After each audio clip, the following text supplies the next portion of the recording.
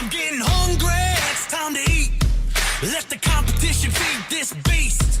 Line them up, knock them down. Built from nothing all the way up, breaking this ground. Whoa, growing bigger. Whoa,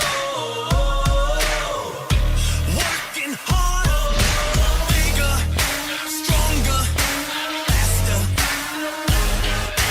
Bigger, stronger, faster.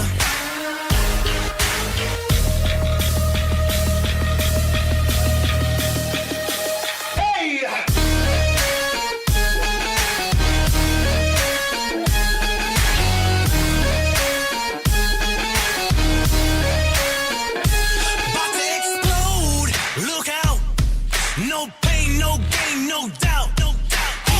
Round for round, pound for pound. I was built from nothing off the way up, breaking this ground. Whoa,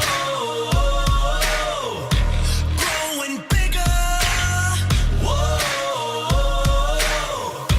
working harder, bigger, stronger, faster. Bigger, stronger, faster.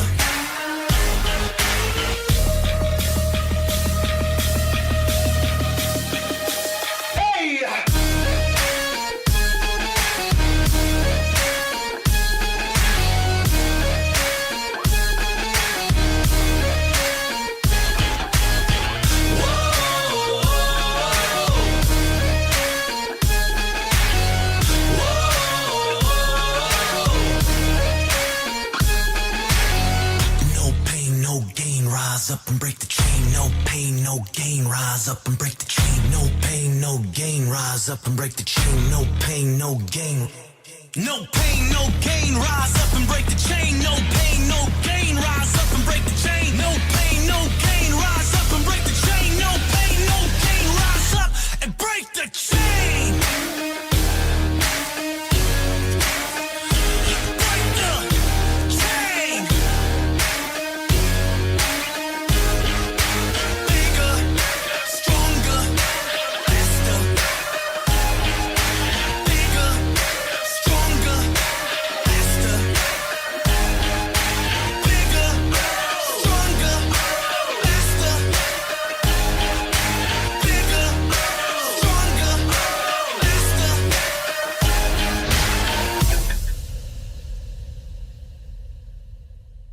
Welcome to the Dire Wolf Show, where we believe that America is exceptional and that our constitutional rights should never be infringed. I am Dire Wolf. On our show, we bring you the truth and debunk fake news. If you love laughing at the insanity of the regressive left, sit back and relax. Boy, do I have a show for you.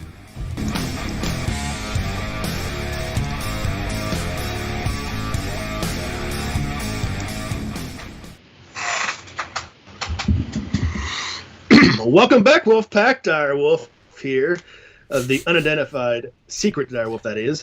On our Did you weekly, forget who you were? yes, on our weekly news recap, Behind Enemy Lines. I wasn't sure if I was allowed to talk about who I am because it's secret, right? We're on YouTube, where speech is not free and the truth is demonetized because, fuck YouTube, right? Alongside me is my unidentified secret co-host, Fox Trevise. How you doing? Oh, pretty awesome. Except for the parts of me that are not awesome.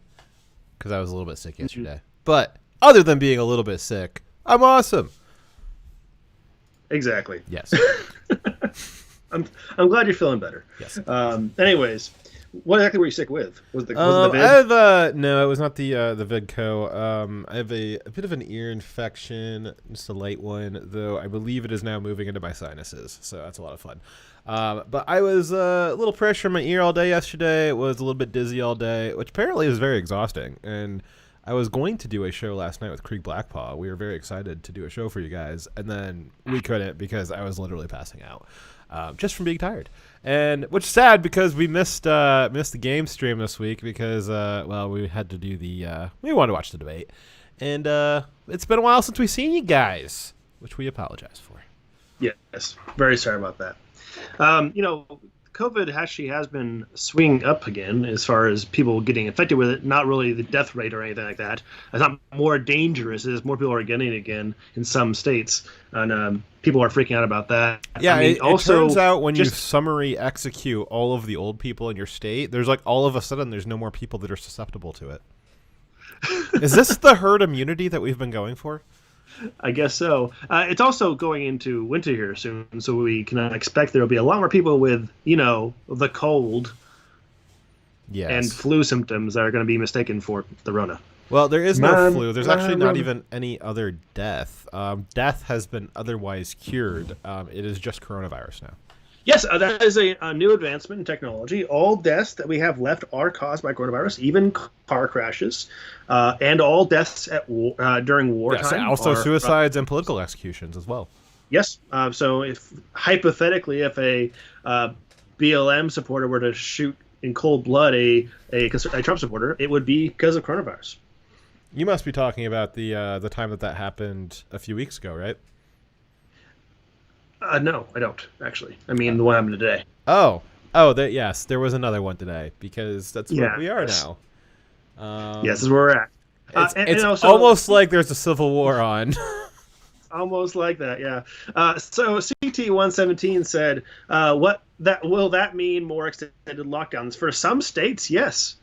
So a lot of states aren't locking down and destroying their economy and harming their people. It's weird. Those states do have more infection rates, but not any higher death rate, and they're just fine with it.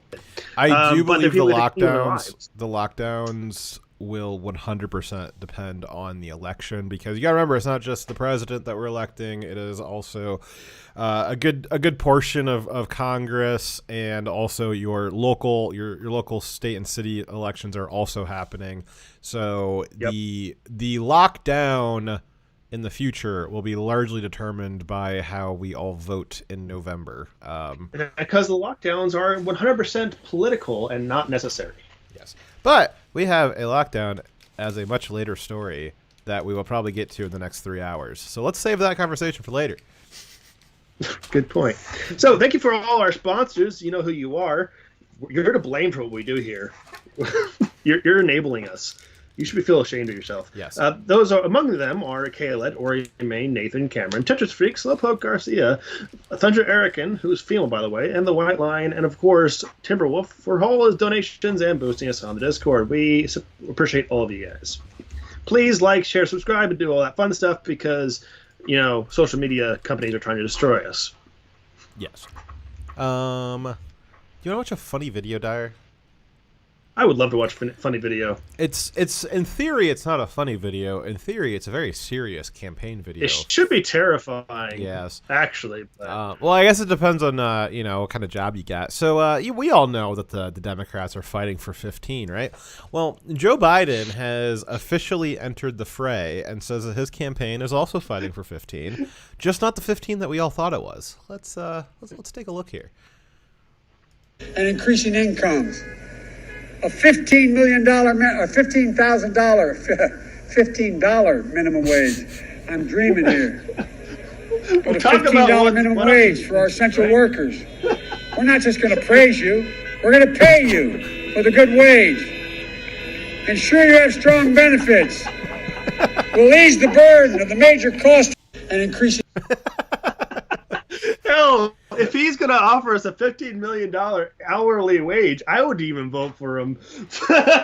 Yeah, I mean, you thought the military was getting raises under Trump after Obama froze the military wages. Wait till you're under an O'Biden administration. O'Biden's he's gonna raise your military wages quite a bit there. Shit, I mean, the military was going crazy over Trump giving us a 1.8 percent yearly increase once. And we're like, oh, yeah, thank you, Trump. At least you're keeping our paychecks on par with inflation.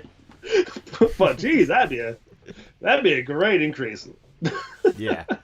Or the less charitable, the less positive interpretation of what he said was, we have a president who doesn't know how numbers work and can't get something very simple straight. Right, yeah, so we've seen this a lot. Biden has a large issue with And factors. all you can talk about is money and fairy tales of eternal economic growth. How dare you? Slowpoke says that we missed his joke for $2. Thank you very much, Slowpoke. He said, you missed a joke about me enabling me. You missed a joke about me being more ashamed of enabling you. Yes. I think. I don't know. Probably. You should be ashamed of making this show happen. Like, I'm just the debauchery ashamed that in happens here general. is unforgivable. I'm just ashamed in general. I'm not responsible for my actions. You're paying for this. You're literally giving us money to do the debauchery we do here. I think that's like the argument that drug dealers use. Yes. Um, It is. But as I was saying, Biden has an issue with factors of 10. So he will very regularly say, like, you know, he'll multiply something by 1,000. So, or in this case, he multiplied it by 1,000,000. And so, like, we see this with, he said that there's 200 million people died of COVID when the number is 200,000. He said that there's been 300 million people were shot by AR-15s last year, which I don't even know where he got the base number for that, because I think the true number is more like 30 per year. Like, it's very, very few unjustified shootings are by AR-15. I think it's like something like 1% of murders by gun are from AR-15s. Like, it's a very, very small amount. But he'll do this all the time. And then the Democrats will come to us and say, you're the party that's denying science. Like, you guys don't know how to do stuff. And they'll sit there and, like, they'll try and say, like, no, the global warming data says this. The economic data says this. And it's like, are you sure it says that? Are you sure you're not, like, missing a decimal point there somewhere? Like, are you sure, AOC, that it's in 10 years the world will become unlivable? Are you sure it's not like 1,000 or like 1,000,000? And they do this all the time, and it's easier to see it with Joe Biden on these, like, facts that you know, or like numbers that just don't make sense. We saw this with a few months ago with that New York Times reporter who was saying that $500 million was enough to give every American $1 million when she was off by like about 1 million. Approximately 1 million. Yes. Yeah. We see this a lot on the left. I don't know. Maybe the right does it too. I know it's kind of a common mathematical trick, but I don't really see the right doing that. I don't see the right exaggerating about things. Occasionally, so for everyone can have a verbal mix-up or a brain fart where they say the wrong thing, right? The problem is that Biden's doing it consistently. And I think the reason for it, I have a theory. Correct me if you think this is wrong. I think that he's gone from having the mental capabilities to actually know what his positions are in detail and to be able to talk about them like a normal person, and that because he's lost that cognitive ability, what they're doing to compensate is just to try to teach him to repeat things. They've given him, here's the question, here's the appropriate memorized response, and because he's not actually thinking about what he's saying, he's just trying to repeat what he memorized. He's more susceptible to memorizing it incorrectly. I don't think it's a memorization thing. I think it's an exaggeration thing, because we've also seen Biden's had a history long before, and typically what happens when you run into those dementia years, a lot of people, you've got grandparents or you know of elderly people who've got they're getting up there in years, and it tends to be that when you get into dementia, you get into Alzheimer's type issues, it tends to accentuate some of your worst characteristics. And so one of Biden's consistently awful characteristics that he's had for all 50 years, or I guess 180 years of him being in Congress, is that he consistently exaggerates and makes up stories. We have him, beating up gang members at the local pool when he was calling black people a term that was really racist, roaches. He also fought off Nazi police when he was breaking Nelson Mandela out of jail. He is fighting Corn Pop. He's doing all kinds of crazy stuff. He's got these exaggerated stories for. So for Biden having a history, and we know he's got a history of plagiarism as well. For Biden having this history, I think that this is just classic exaggeration, but it's more shown with him, but all the Democrats kind of do that, where they'll exaggerate things and they'll just move on. They don't get called out on it. In fact, the media will repeat their exaggerations that are mathematically impossible, and instead of realizing that they're mathematically impossible, they just repeat them and say, "Oh my God, that's really profound." Well, that's because the media really don't think for themselves either. They just repeat what's ever written on the freaking teleprompter. Yes. They don't do any critical thinking. Like, there used to be journalists in the past which would actually analyze and give feedback on the information we provided rather than just repeating it. They're actual journalists. Oh, man, But we don't have any of those anymore. So, hey, how about we do our first story? How about that? Okay. Well, our first story is Trump survived. He is the survivor. What a way. I thought he was supposed to, be on his deathbed and brain dead for something like that. We're not there yet. Okay. Cast your minds back, all the way back, as far back as 7 days ago, when we told you, it's a very long time ago, when we told you last week that Donald Trump had been diagnosed with COVID-19 on the Friday before last Friday. And the media, that's what we told you. The media told you that Trump was going to die. And that the only reason he got COVID was because he is orange and bad and didn't take COVID seriously. And that's why he deserved to die. Because he should die just like he killed all of the Americans, the 250 million Americans, with COVID, with his bare hands. Thousands of Americans. 210 million now. Yes. It just keeps getting higher every day, Every day, 320 million Americans die per day of COVID, and it's all Trump's fault. Yeah, all 230 million deaths are his fault. Yes. So, for about 3 straight days, count them, 3 straight days, the legacy media has had wall-to-wall speculation about the state of Trump's health. All without evidence. All speculation and, citing anonymous sources, which is, of course, nobody. One outlet was even pushing anonymous emails sent to their public email address with no fact-checking or verification attempt made at all. Just believing some rando's email sent to them. Literally, we could have emailed them, and they probably, if it was just something salacious about Trump, they probably would have published it. Yes, any Joe Schmo could have sent them an email saying, "Yep, I got evidence Trump is dead or dying. I can't share it with you, but I just have this inside knowledge. He's definitely dying," and they would have believed it. Trump was the infidels breaking news for us. Trump is actually, in fact, the second gunman on the grassy knoll. I knew it. Well, now I have 2 corroborating sources, so I'm going to repeat that as truth. Yes. Yes, you have the infidel, and then you have me repeating what the infidel said. That's 2 sources. Right, and now I'm the third source, and I'm also a part of a news company, so very authoritative. Yes. Cytogenesis. Anyway, so the speculation devolved into pure fantasy, and eventually the narrative began coalescing around 2 main conspiracy theories. The first was that Trump's doctors, all the doctors at Walter Reed and the White House press corps, which is made up of the legacy media, so they're their own people, were all lying and covering up that really Trump was dying from severe COVID, from a severe case of COVID. They had to believe that their own, because all these major news companies have their own reporters as part of the press corps, right? So that they'd have to believe that their own reporters are also part of this giant conspiracy to lie. And Walter Reed's made up of military doctors, right? Enlisted military, right? Yes. Well, I mean, the officers are not listed, but I get what you mean. So enlisted and also officers. Yes. In the military. This one That's went Dr. so far, Officer to you. Dr. Officer. So this one went so far as to report that Trump was using green screens, signing fake paper, and using staging photos to make him look not dead.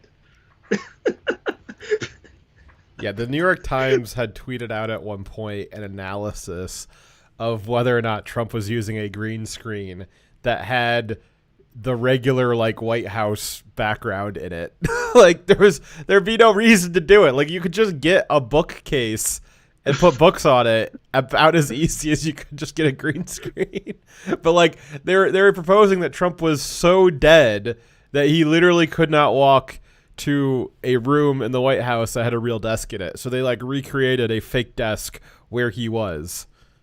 Yep. Like, okay, well, Walter Reed's presidential suite has its own office in it as well. So anyways, Yes. Anyway, whether they use the green screens, you probably have a desk there.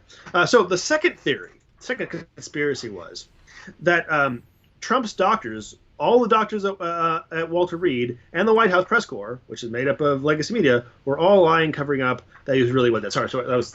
No. It's slightly different. You just all you have to do is commit to it. You just have to commit to it. That covering up that really Trump didn't have COVID at all. So both theories, either he's dead or he never had it. It was all just a stunt. Yes, but either way, both theories involved everyone was lying except for the mainstream media, except for their press corps people. No, including the mainstream media journalists that are at the press corps. Yes. It's just, they're so ridiculous. But there's people out there who probably believe this, and we're getting all worried that, oh, Trump's going to die. They're going to be able to replace him. Or oh, look how bad Orange Man is. He's just trying to fake COVID. He's basically making a mockery of all the people who died from COVID because he's using it. My favorite part was the analysis where he was faking COVID, but also he deserved COVID because he wasn't taking it seriously. Yes. Like, he deserves to be sick and dying of COVID, even though he probably doesn't have COVID.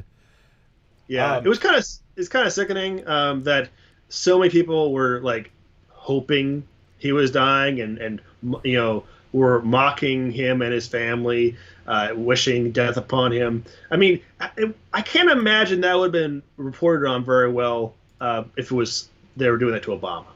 Yeah. Or anyone else other than Trump. So last week I had speculated that one of the big problems last week when we were talking about this was Trump's doctors had held a press conference and they wouldn't say what his temperature was. And like for some reason the media was like, we need to know what his temperature was. Like it was more important than his taxes for a few hours. And I had speculated that one of the reasons why the doctors did not give away his temperature was because temperatures are very contextual to the specific person. Yes, there's the average temperature that humans have of like 98 degrees, but like for me, for instance, if I'm 98 degrees, that means I've got a fever because I usually run pretty cold. Different people run hot, different people run cold. And we found out late this week that Trump's temperature at the time that question was asked was 99 degrees, which is not really a temperature for him because he runs a little bit warmer based off what the doctors are saying. And so like if they had just said what his temperature was without the context of what his baseline should be, then the media would have gone wild with it. Well, the media went wild with it anyways, but we kind of knew that was going to happen. But I was right. I was right. Good for you. Yes. Thank you. Thank you. Much appreciated. Golf clap. All right. Next part. So much to the dismay of everyone on the left, Trump did not, in fact, die of COVID, but he did have COVID. It was like all of the conspiracy theories were wrong. Every part of them. All of them. And Trump was released from Walter Reed on Monday evening. He said that it took a lot of energy away from him, but he urged Americans not to be afraid of COVID, which, of course, caused the media to go apoplectic that he was downplaying the virus once again. And Facebook even removed his statements about his own personal experience as misinformation. Misinformation. That's right. Twitter or Facebook is now fact-checking your personal lived experience. Thank you, Facebook. Oh. I've always dreamed of this future. So everyone has to have the worst possible case of COVID, otherwise you get censored because anything else is misinformation. Yes. Facebook knows so much about you, they can actually fact check you about yourself. But generally, we know that Trump's statement is true. While the Democrats keep trotting out this 200,000 or 200 million or 200 billion Americans killed by Trump, the reality is that half of those deaths were elderly people that were above the median life expectancy in America. Not that, like, it's not sad that they died, but, like, they beat the life expectancy. It's kind of expected that after you get over the life expectancy, you're probably going to die soon, because that's what the life expectancy is. You're past your expiration. And about a quarter of that 210,000 people were exclusively nursing home deaths from exclusively New York and Michigan, both states that had murderous policies of sending sick people into uninfected nursing homes so that they could get, the predictable effect of getting all of the old people in the nursing home sick and slaughtering them all. Someone might even theorize that was a way to stop the state from having to pay out, money to retirees. Yeah, pensions and health insurance schemes and possibly Trump voters. So, again, Trump's statement that America should not be scared of COVID or not let it dominate your life is generally true if you are under the age of life expectancy and you are not in a Michigan or New York nursing home. And yeah, you don't really need to be afraid that it's gonna kill you if that's not your current condition. So because Trump had the audacity to not die, the Dems and the media and their media allies have had to pivot to a new narrative. While the old narrative of either Trump's lying or also Trump's lying, that didn't pan out. Now, yes, while Trump may have survived, now he's on drugs that are making him unstable, and he should probably just step down from the presidency or even be removed by the 25th Amendment if he refuses. Because he's on drugs now that are helping him get over COVID, and he's going crazy. It was specifically the steroids. They're saying, it's mind-altering and making him more aggressive, and that's why he needs to be removed from office. And if there's anyone who knows about steroids making you overly aggressive, it's definitely Chris Cuomo on CNN. Right. Just literally any video of Chris Cuomo, and you'll see, steroids can make you kind of crazy. So sort of related to the 25th Amendment discussion, though, Nancy made an announcement this week that she was going to be introducing new legislation that was centered around the 25th Amendment and removing presidents, though she claims it has nothing to do with Trump. And if Nancy wants to make suppositions about people being on drugs, get yourself checked, girl. She's well known for being on the sauce while on the job. Quite often. Yes. She is the sauce boss, you might say. Where'd you leave off? I left off at your part. Okay, cool. So they brought up using the 25th Amendment, right? So for those who don't know what the 25th Amendment is, it refers to... is it the one after the 24th? It is, actually. Yes, and right before the 26th. I win. So it's about how when if the president is removed from office, that the vice president becomes the president. He doesn't become the president pro temp or the temporary president. He becomes the president.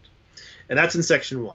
And then Section 4, it goes into a process for how the vice president and the majority of either principal officers of the executive departments or that of the body of Congress may, by law, provide or transmit to the president pro temp of the Senate and the Speaker of the House of Representatives their written declaration that the president is unable to discharge the powers and duties of his office. So basically, if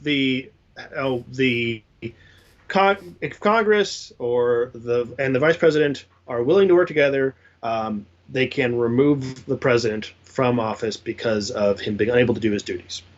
And the details the process of doing that, where they basically make a declaration, and the president has an opportunity to, make a declaration back that he can, and then who is it?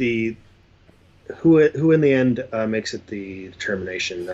If Congress within 21 days after the receipt of the letter of written declaration, or if Congress is not in session within 21 days after Congress is required to assemble, determines by 2/3 vote of the House that the President is unable to discharge his powers and duties of his office. The Vice President shall continue to discharge the same as acting President. So after the President makes a counter declaration, then a 2/3 vote of the House can remove the President from office. So basically, in the event that the President is incapacitated and cannot speak for himself, it makes the process of the Vice President taking over a little bit easier.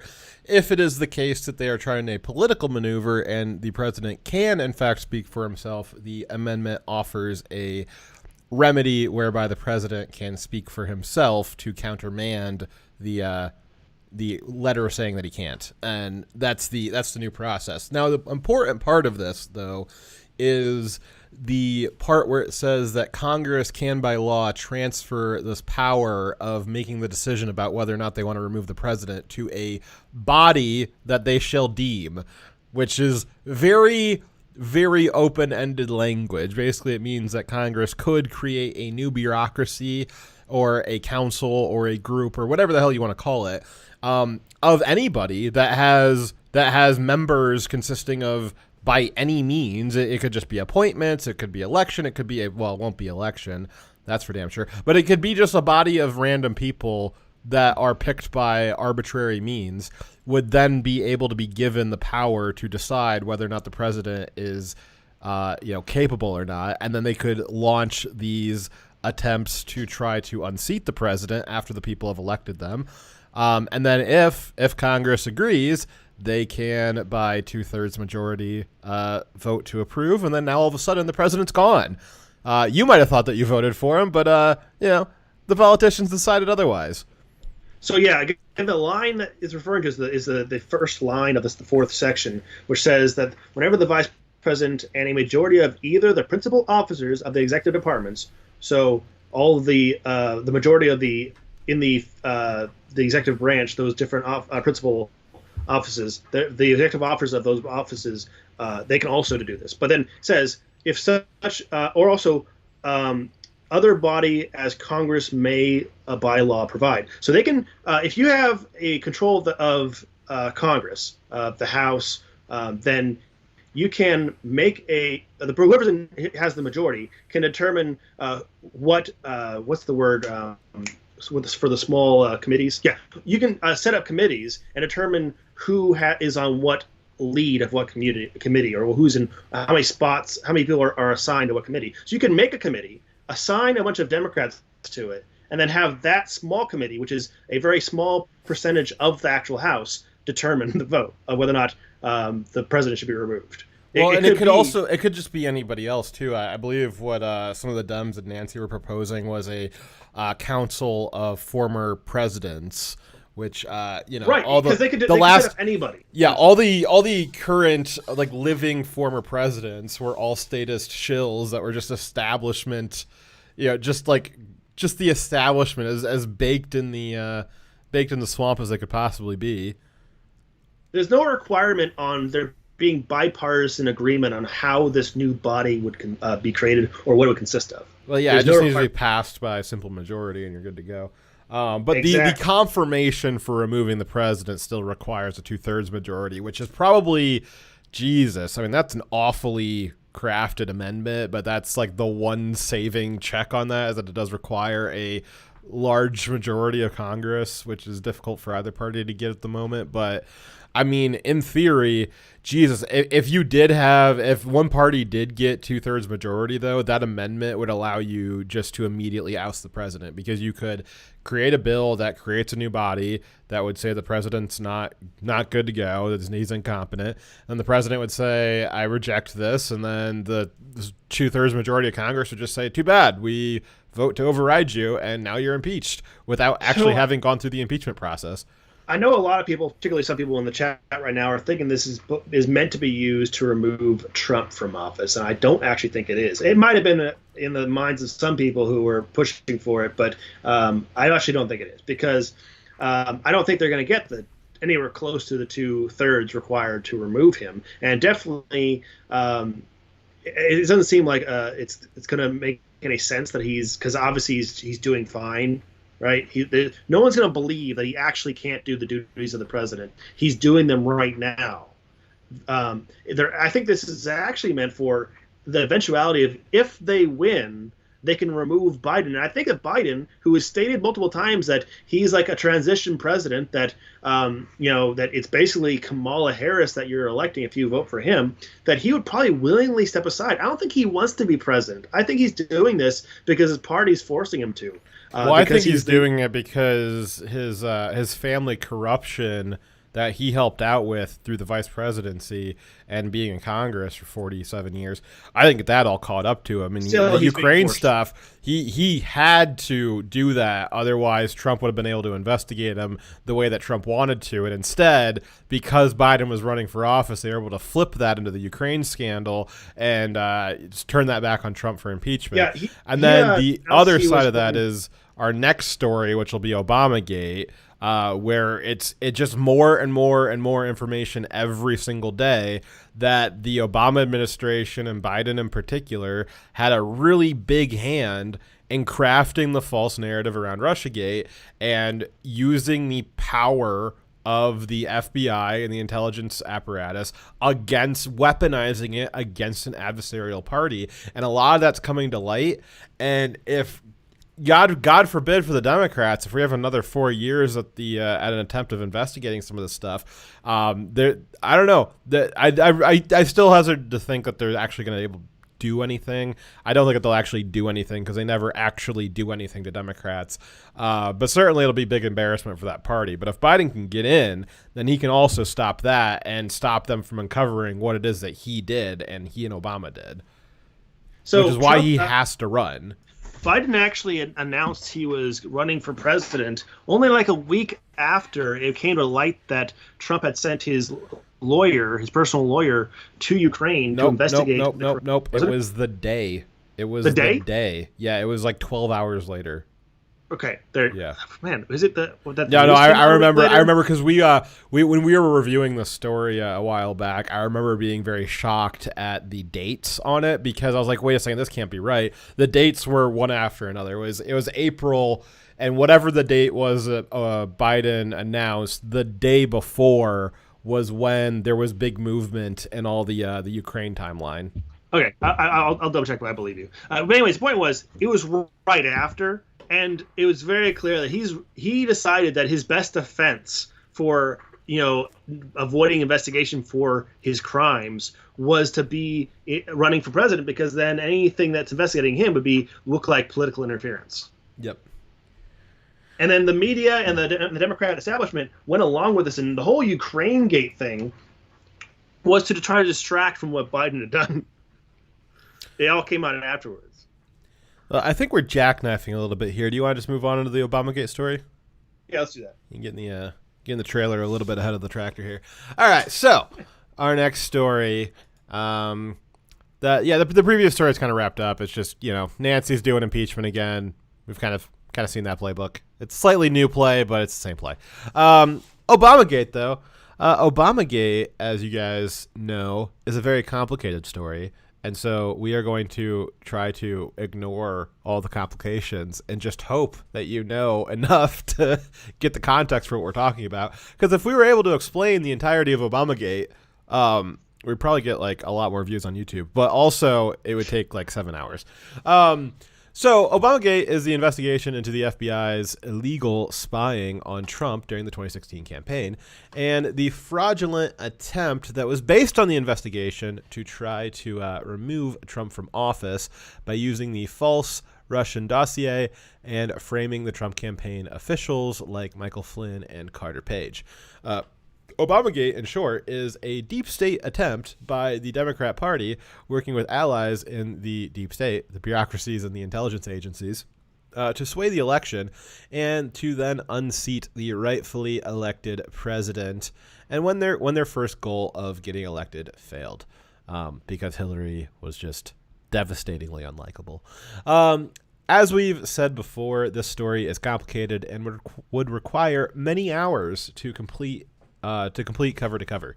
The details on the past revelations, for details on the past revelations, please refer to our past stories on this topic or other YouTubers or just any other alternative sources.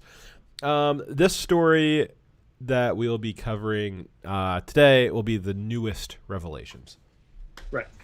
So the left-wing media have tried to use how complicated the Obamagate story is as a way to dismiss it. Some of the articles that popped up when I was researching the most recent stuff was them saying, "Oh, Obamagate makes vague accusations about a deep state conspiracy," and that I think they're just banking on it being too complicated for you to look into, because there's so many documents that you have to actually go look for that the mainstream media is not actually going to link to. They're just going to downplay them and lie about the contents of them, and they'll provide you quotes of people lying about them, so that they themselves don't have to lie about it. They just quote someone else lying about it, rather than actually showing you what the story is, because they think that if it's so complicated, it's easy for us to dismiss it, and you won't look into it. I hope you guys do actually look into it. Don't just take our word for it, because it's actually important that we shouldn't be allowing the intelligence agencies to try to control our politics and remove a president. So here's the recent updates. So Trump has instructed A.G. Barr to indict Hillary, Obama, Biden, and other officials involved in the Obamagate scandal, following the release of FBI documents showing that Obama and Biden were directly aware of and supported the investigation into Trump, the spying campaign into Trump.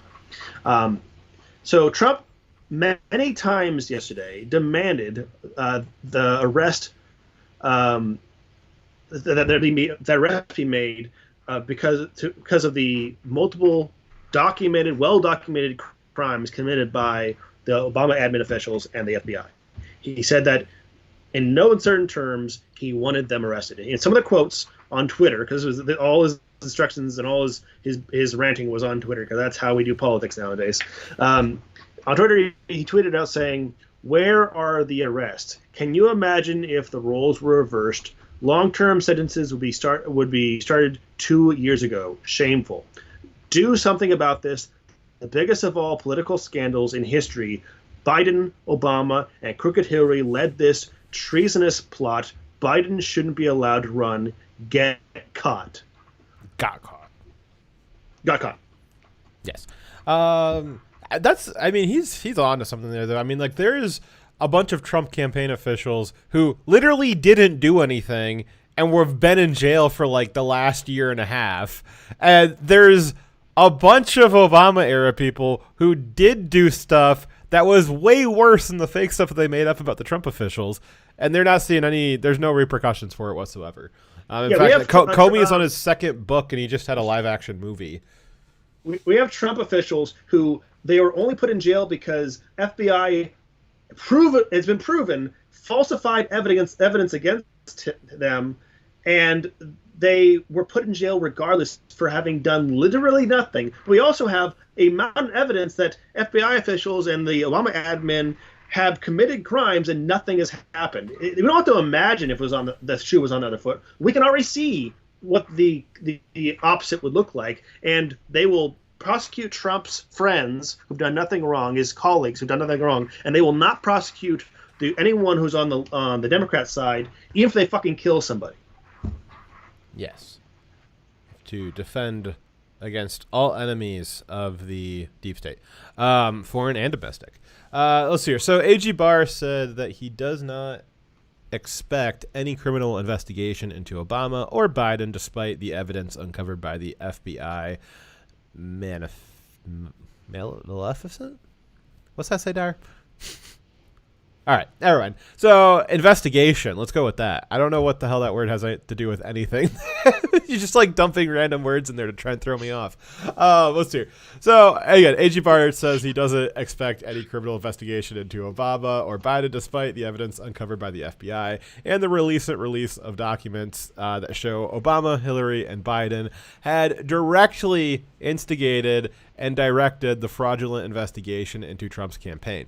Director of National Intelligence John Ratcliffe released declassified documents that Trump declassified himself, which show that former President Barack Obama had been briefed by then CIA Director John Brennan about Hillary Clinton's scheme to tie President Trump to Russia. Biden, who was also briefed, was the one who suggested the use of the Logan Act to go after Flynn. So to kind of restate that here, so Hillary Clinton, after her email scandal, you remember all the way back to mid 2015, she's got her email scandal going on. Her campaign wanted to get something to divert media attention away from her emails, because that was even the legacy media was dogging her about her emails. And so her campaign came up with the idea of trying to smear Trump by insinuating that he was a Russian agent. And the campaign they were knowingly making this up to try to smear Trump, which, I mean, I guess that's kind of like par for the course with Democrat campaigns. I'm sure both sides do it, but you just make crap up about your opponent and smear him with it. Well, they were going to go with a little bit more of an elaborate lie by saying that Trump was a Russian agent. But it was purely a political campaign fabrication just to smear him. And so the CIA got wind of this, and they briefed Obama and the Obama administration that, hey, just so you know, like, Hillary Clinton's going to be smearing Trump with this like fake thing. It's not real, but they're going to try to make it look real. And then on the side, while the Hillary campaign is trying to make it look real, they pay off Steele to make up the stupid dossier that's all got a bunch of fake stuff about Trump being a Russian agent. And then the CIA, or the FBI, knowing that the CIA and Obama knowing that the CIA just briefed them that, like, hey, you should expect that these fake documents are going to be coming out from the Hillary campaign because they're trying to make this up about Trump. The FBI should know this, and then they get these fake documents and they're like, instead of being like, oh, hey, like, these are those expected documents, these are those documents that we expected to be being fabricated by the Hillary Clinton campaign because we know that they came from the Hillary Clinton campaign, they just took these documents and said, oh, are these real? Let's go investigate this. And nobody did anything about it. And the irony is that they're accusing Trump of being a Russian agent, but then Hillary literally paid Steele, who ended up being a double agent himself, who made a dossier sourced by the Russian government with lies to affect the presidential campaign. Well, I don't even care about the payment to Russia anymore. I care that you have the FBI is fully invested in helping the Hillary Clinton campaign make up stuff about a rival candidate to try to smear him in the media. And the FBI is like, oh, like, let us help you with that. And then Obama, knowing because he was briefed by the CIA, knew that it was happening. He's just like, oh yeah, like, go ahead and keep investigating that, FBI, like, not a problem. And the CIA, watching the FBI investigate this stuff, was like, oh yeah, like, just keep going on, like, just go ahead and keep investigating it. And you got Biden saying, like, hey, I got an extra idea of how you can keep this investigation going by screwing over Flynn by doing the Logan Act on him. Like, it was all contribution. The entire origin of this, we thought. Before this week, we thought that the origin of this was this, like, dossier that had, that was just kind of paid for by the Hillary Clinton campaign. It was being shopped around by a bunch of dumb people, and that it was just Steele trying to make, the origin of it was really just Steele trying to get money out of the Hillary Clinton campaign. It's worse than that. It's way worse than that. It was the Hillary Clinton campaign intentionally buying made up stuff, and then the FBI being told that, hey, Hillary Clinton's buying made up stuff, and then the FBI is saying, like, hey, what if we used this made up stuff to go after Hillary Clinton's rival? What if we did that? And then they went on to very clearly state, Peter Strzok, that this was their contingency plan, that this was going to be their backup plan in case Hillary lost, was they're going to remove Trump from office using what they knew to be 100% a lie. Yeah, so this has turned the revelation this week that the CIA knew and had briefed the Obama administration that they knew that the Hillary Clinton campaign was going to be starting this fake smear campaign. that changes it from we kind of knew that John Brennan and Clapper were pretty they're pretty scummy people, they're pretty evil people. There was this thought that Jim Comey was just really stupid, but now it seems pretty obvious that he also knew this and that he was acting in awful faith, like the worst faith, that he was acting as a tyrant, as somebody who was intentionally using the awesome, and I use that in like the fearful biblical sense, the awesome power of the surveillance state against a political rival on purpose. They were knowingly doing this at every step of the way. So it's not just Jim Comey is an idiot when he's saying like, oh, I didn't really think that it was a problem and all this stuff when he's out in the media and he's writing his books and he's doing his movies on HBO and stuff. It's not just that he's really stupid. He's actively lying to you. He's not even just lying to like cover up that he did a shitty job. He's lying to cover up that he didn't do a shitty job. He was doing all of that stuff on purpose. It wasn't just that he was bad at running the FBI. He was intentionally using the FBI against a political adversary. He knew what he was doing. It wasn't that he was just bad at his job. He knew that he was using it as a weapon. Yeah. So, the members of the intel community who were directly implicated in Obamagate, directly implicated in that conspiracy, this week have been quoted many times disputing the accuracy of the declassified documents. They suggest that the notes about the Russian collusion investigation made by FBI agents may have been inaccurate or exaggerated.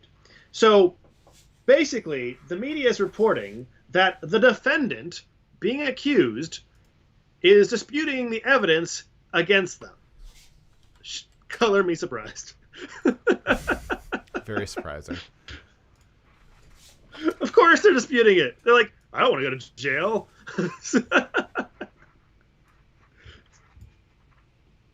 You're up. Is it? I guess it is me. So on Thursday, during a live phone interview on Fox Business, Donald Trump complained again that not enough of his political enemies have been arrested. And he said that Attorney General Bill Barr could find himself in a, quote, sad situation if he doesn't start rounding them up. Quote, unless Bill Barr indicts some of these people for crimes, declared the president, the greatest political crime in history of our country, then we're going to get little satisfaction unless I win. That's Trump saying that, these investigations are going to come to a halt if he doesn't win, which is true. Let's hear. So Trump says, because I won't forget it, but these people should be indicted. This was the greatest political crime in the history of our country, and that includes Obama, and that includes Biden. These are people that spied on my campaign, and we have everything. I mean, he has all the proof. And I know it's Trump saying it, and Trump kind of likes to be bombastic and exaggerate too, but that's all true. It is absolutely the biggest political crime in history. By far, just the unprecedented use of the surveillance state to weaponize against a political adversary for the highest office in the land. I mean, that's just... There's a really good reason why we can't let this go. Because if we don't punish everyone involved and we don't fix the infrastructure of the government that allowed this, then it's going to happen again, but it's also going to get so much worse. And it's possible they could become so powerful with the direction they're going that we could never hold them accountable again. Yes. Trump might be our last option. If he loses, they might be able to swell to such a size and become so powerful that they will basically control the government and no one will be able to hold them accountable. Well, and there's not been any functional oversight from Congress, even though theoretically the Republicans held Congress for the first 2 years. They could have done something about it. They've continued to rubber stamp the FISA courts, even though they'll endlessly say about I love Lindsey Graham, like, oh man, we're really concerned about the FISA court. I'm gonna have a hard time approving it again. It's like, Yeah, well, like, it doesn't matter how hard of a time you have approving it if you still approve it. There's not been any additional oversight on the FBI. There's not been any changes to what they're allowed to do or what kind of approval they need. There's not been any structural changes to prevent this in the future, and there's not been any punishments of the individuals who did this, meaning that next time this happens, there's nothing structural preventing this from happening again, and there's no fear that you're going to get in trouble for it if you do it again. Correct. So we need to do something about it.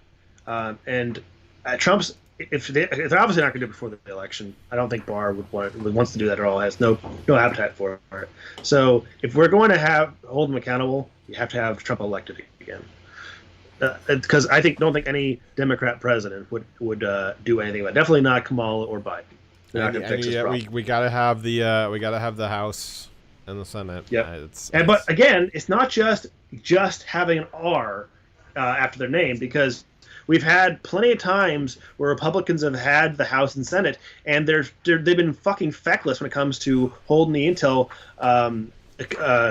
community. Yeah, accountable. it's funny because we got a bunch of there's a lot of seats up for grabs this next election cycle. There's a lot more Republican seats up for grabs than there is Democrat, and there's I know in the Senate there's quite a few Republican seats that are in some trouble right now. I know Lindsey Graham's seat's actually in some trouble right now too, and it's kind of like, well, we don't want Lindsey Graham's seat to turn blue, but does Lindsey Graham really deserve that spot? I mean, he's not really. He kind of sucks. I kind of think he should lose. It'd be really great if there was a Republican to take his place, but I don't think that some of these Republicans actually deserve their seats, and I would like to see them out of office. I would like to see them replaced by proper conservatives and constitutionalists, not just swamp creatures like Graham is. But if I don't want to see him taken over by the left either, but Lindsey Graham and all the other ones, they want to kind of play this game where it's like, oh, well, I might suck, but I'm a lot better than these crazy leftists. And it's like, yeah, I guess you're right, but you're kind of holding us hostage. And I would like to see some more primary challenges for the Republicans as well. So be involved in your primary elections, because that is very, very important. Determine that we get the right Republican in, not just someone who is a Republican. Yeah.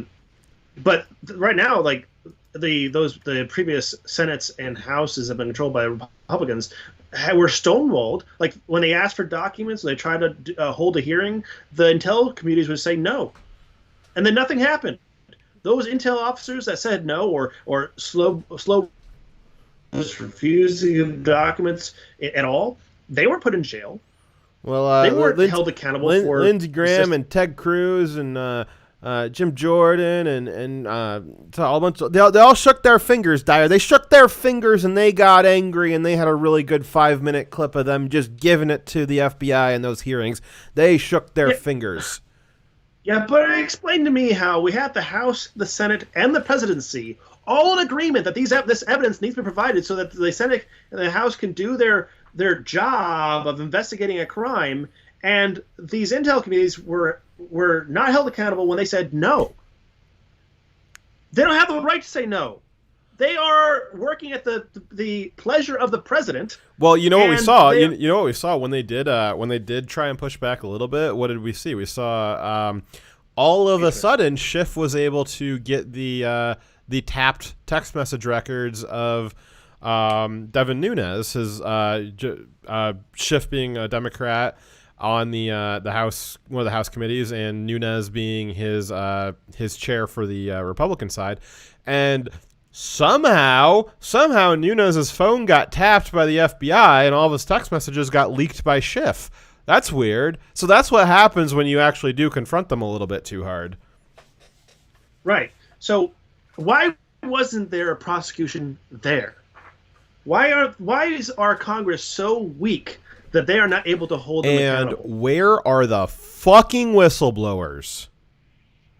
Where are they? We've already been over this. Yeah, well, and I'll say it again. The FBI is all bastards. This has gone so deep. This is so deep in the FBI that there is no there is no good FBI left. There's so many agents working on this. This isn't like, oh, like, 9 cops shot 9 black people last year, like, therefore, like, 100,000 cops are bad, even though they aren't have any linkage in their departments or anything like that. No, this is all FBI, one big FBI, and all of them working, like thousands of agents all working on this thing that they knew was fraudulent. There's a bunch of documents coming out now too that the FBI, like, communications during the investigation was them, oh, maybe we shouldn't be doing this. Maybe this is a problem.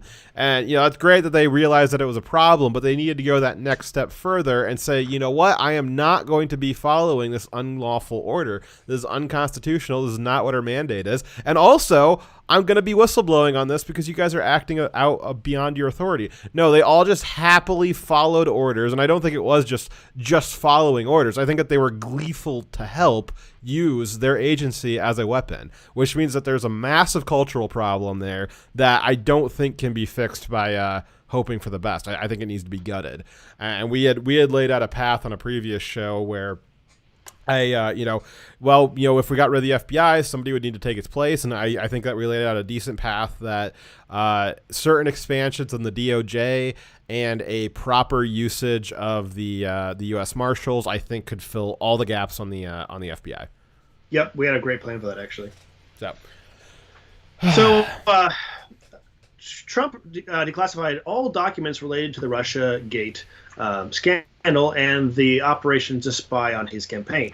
He tweeted saying, "I have fully authorized the total declassification of any and all documents pertaining to the single greatest political crime in American history, the Russia hoax. Likewise, the Hillary Clinton email scandal, no redactions."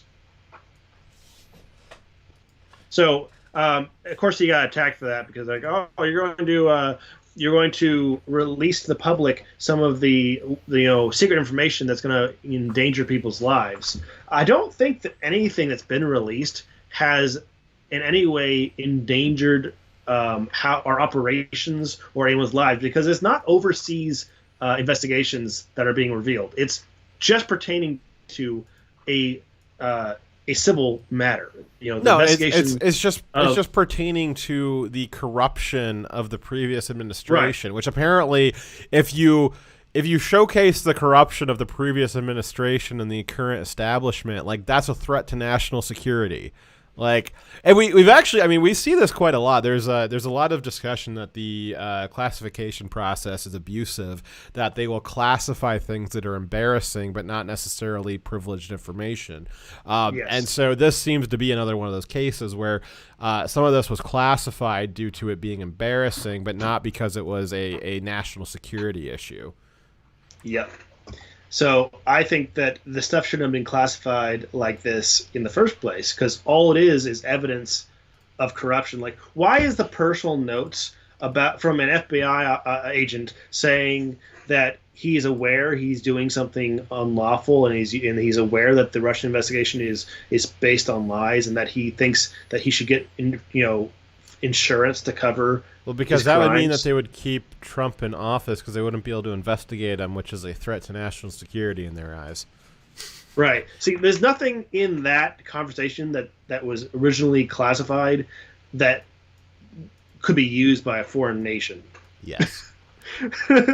So, alrighty. Well, I don't know. I guess there's supposed to be some more emails being released before the election. We're hopeful for Clinton. I don't know.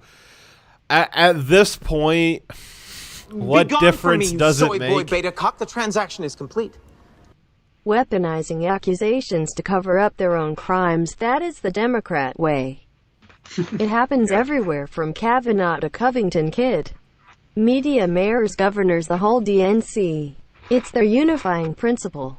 By the way, the word Satan means accuser in Hebrew. Huh. Didn't know that. Yes. Well, thank you very much for that, Triumvirate. Give us $10. Much appreciated, and good points, as always. Yeah, so I guess that there's supposed to be some more information being dumped in the next few weeks before the election. At this point, what difference does it make? I think the story is too complicated. I mean, I would like to see some indictments would be interesting, but just like dumping this like raw intel onto the American people, I just don't know what people can do with it. Dyer and I can barely digest some of this stuff, and we've actually been paying attention to the entire story. But like for some people who like maybe they're not aware of the entirety of Obamagate, or they're only aware of certain parts of it, or maybe they just haven't even heard of it until just recently. This information is not going to be swaying voters one way or the other. It's really not. The only thing that would maybe, I don't even know if this would sway voters, but like the only thing that would maybe be justice, like actual justice, not just scoring political points, would be like some actual indictments and actually people going to jail from like the FBI and the CIA, like Comey and Clapper. It has to happen if we're going to maintain our republic. We have to. But if for some other reason the republic were to collapse, all bets are off. So, ready to move on to the next story? Hell yes. Alrighty. Sounds very exciting. Okay, so. Oh no. Well, this is inconvenient. Joe Biden. This can't be true, Dyer.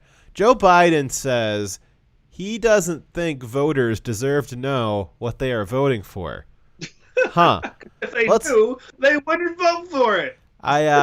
This is hard to believe. Let's you got a little video clip here. Let's see this. I don't know, Dyer. This video clip better pay off. That's a lofty claim. That's even crazy for Joe Biden to say. Let's find out. To interview Biden one-on-one and ask him if he plans to pack the Supreme Court with more justices if he wins. Here was that exchange. Sir, I've got to ask you about packing the courts. And I know that you said yesterday you aren't going to answer the question until after the election. But this is the number one thing that I've been asked about from viewers in the past couple of days. Well, you've been asked by the viewers who are probably Republicans who don't want me continuing to talk about what they're doing to the court right now. Well, sir, don't the voters deserve to know? No, they don't. I'm not going to play his game. Don't the voters deserve to know if you're going to pack the court? No, they don't deserve. Jesus Christ, Biden. Wow. Wow. So both Biden and Kamala refused to answer these questions during their respective debates, and many times not during the debates. Here's this quick video of just a few times of them refusing to answer the question. This is an 8-minute video. Do I stop at some point? Sure, whenever you feel like it. Judge Barrett is confirmed, and the Democrats have control of the Senate next year, and the White House and the House of Representatives. Should the Supreme Court be expanded? I think that, first of all, Joe's been very clear that he is going to pay attention to the fact, and I'm with him on this 1,000%. Pay attention to the fact that right now, Lawrence, people are voting. They're voting. They're voting. So I asked Biden a hypothetical. Did she have a stroke? How are we not even prepped to answer that? Like, she didn't have anything for it. Jeez, I hadn't seen that one before the show. Wow, that was a hell of a clip. No, that has been their kind of rehearsed line, though. I can't believe it took her that long to like spit it out. She's pretty used to swallowing. But Biden's been saying that too. Is people got to vote. People are voting. They got to vote. They're voting. It's like, yeah, but like they don't know what they're voting for. That's actually even worse. Like you gotta vote him in to know what he's gonna do. Yeah, that's right. You gotta pass the law to know what's in it. Yeah, Jesus. Gosh. Question. If he's elected president and Democrats gain control of the Senate, would he consider adding more seats to the Supreme Court? It's a legitimate question, but let me tell you I'm not going to answer that question because it will shift all the focus. That's what he wants. He never wants to talk about the issue at hand. He always tries to change the subject. Senator, you talked about the former vice president looking right into the camera, but his answer on court packing, adding more justices to the court, just sounds like a straight-up dodge. Why won't he talk about what he wants to do, what he thinks should happen? Well, I think he's very clear, John, which is that he is focused, as we all should be, on the next 35 days.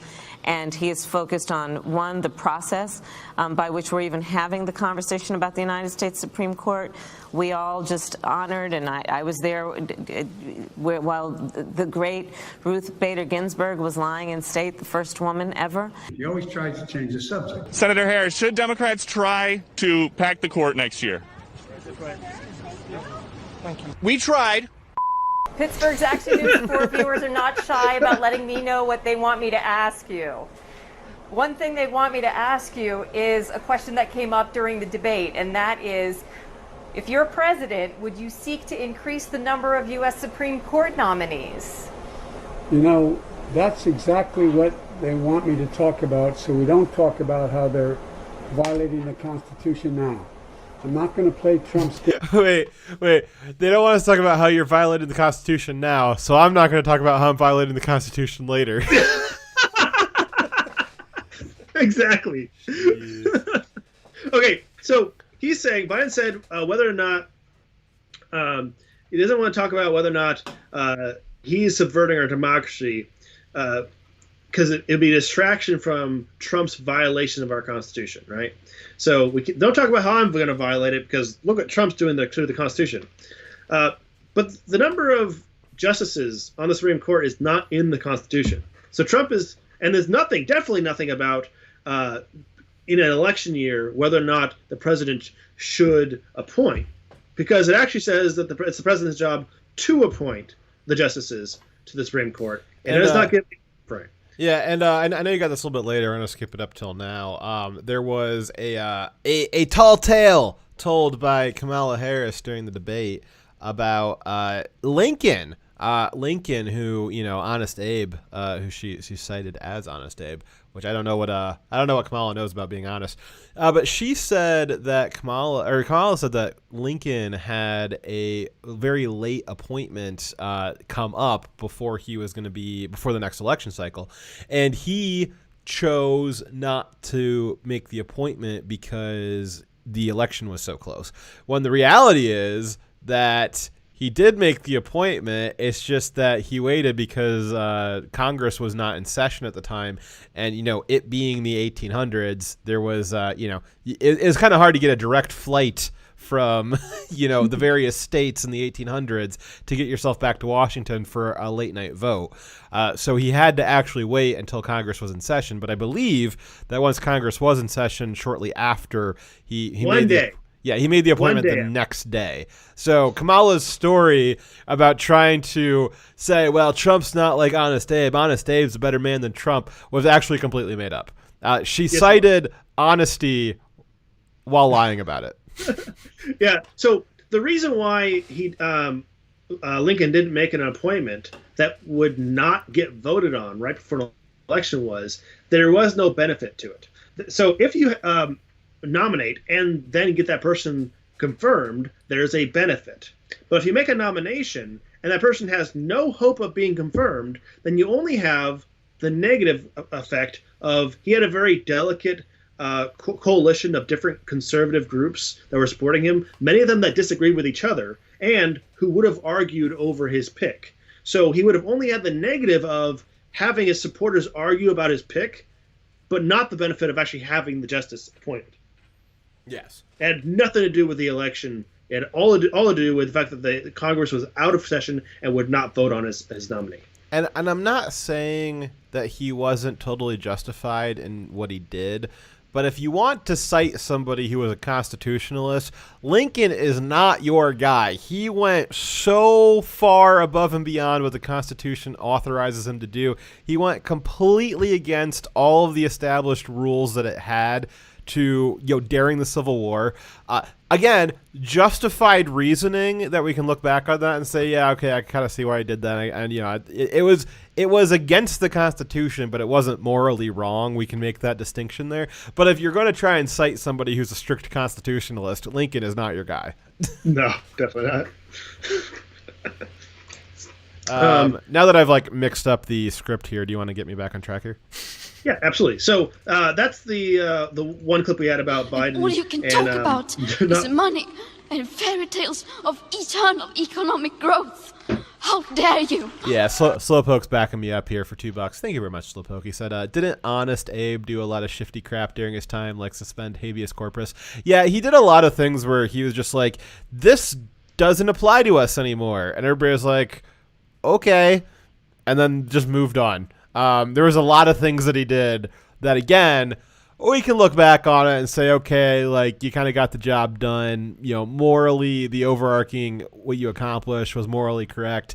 But if you want to look at it from a strict constitutional perspective, you know, you didn't follow the rules, which is okay. I mean, we're a nation governed by men, not robots. So, you know, again, it's not. I'm not saying that it was wrong morally for him to go against the Constitution. I'm just saying that if you're looking at from somebody who's going to be strict constitutionalist, he's not your guy. Yeah, there's a this weird thing in society, American society at least, where we like to pretend that people are all good or all bad or always right or always wrong, when you all know that we're all flawed and we all have good and bad things about us. And they want every person in history that we praise or choose to remember for their contributions to our country, they want them to be flawless. But no flawless person exists. And I like to imagine that the people that are on their side of politics are flawless just because they want to remember them and because of one good thing they've done, right? It's quite a weird thing we have. But anyways, the first part of the story was showing how Kamala Harris and Biden don't want us to know the answer to the question, though we clearly know what it is. They do plan to stack the courts now, and they're trying to say the reason why they won't tell us is because Trump is violating the Constitution when he clearly isn't. He's doing what 29 presidents before him have done, where they've appointed justices during their election year. And yes, the consequence of whether or not that nomination actually is appointed is whether or not you actually have a Congress that agrees. That is based on the vote. Well, and let's be absolutely clear here. If Harry Reid for Obama had not broken the way that you vote on Supreme Court nominations, it used to require, I think it was 61 votes. Harry Reid, Obama wanted to get, I think it was Kagan in, and she's awful. And the Supreme Court said, no, I don't think that we want Kagan in there. She kind of sucks.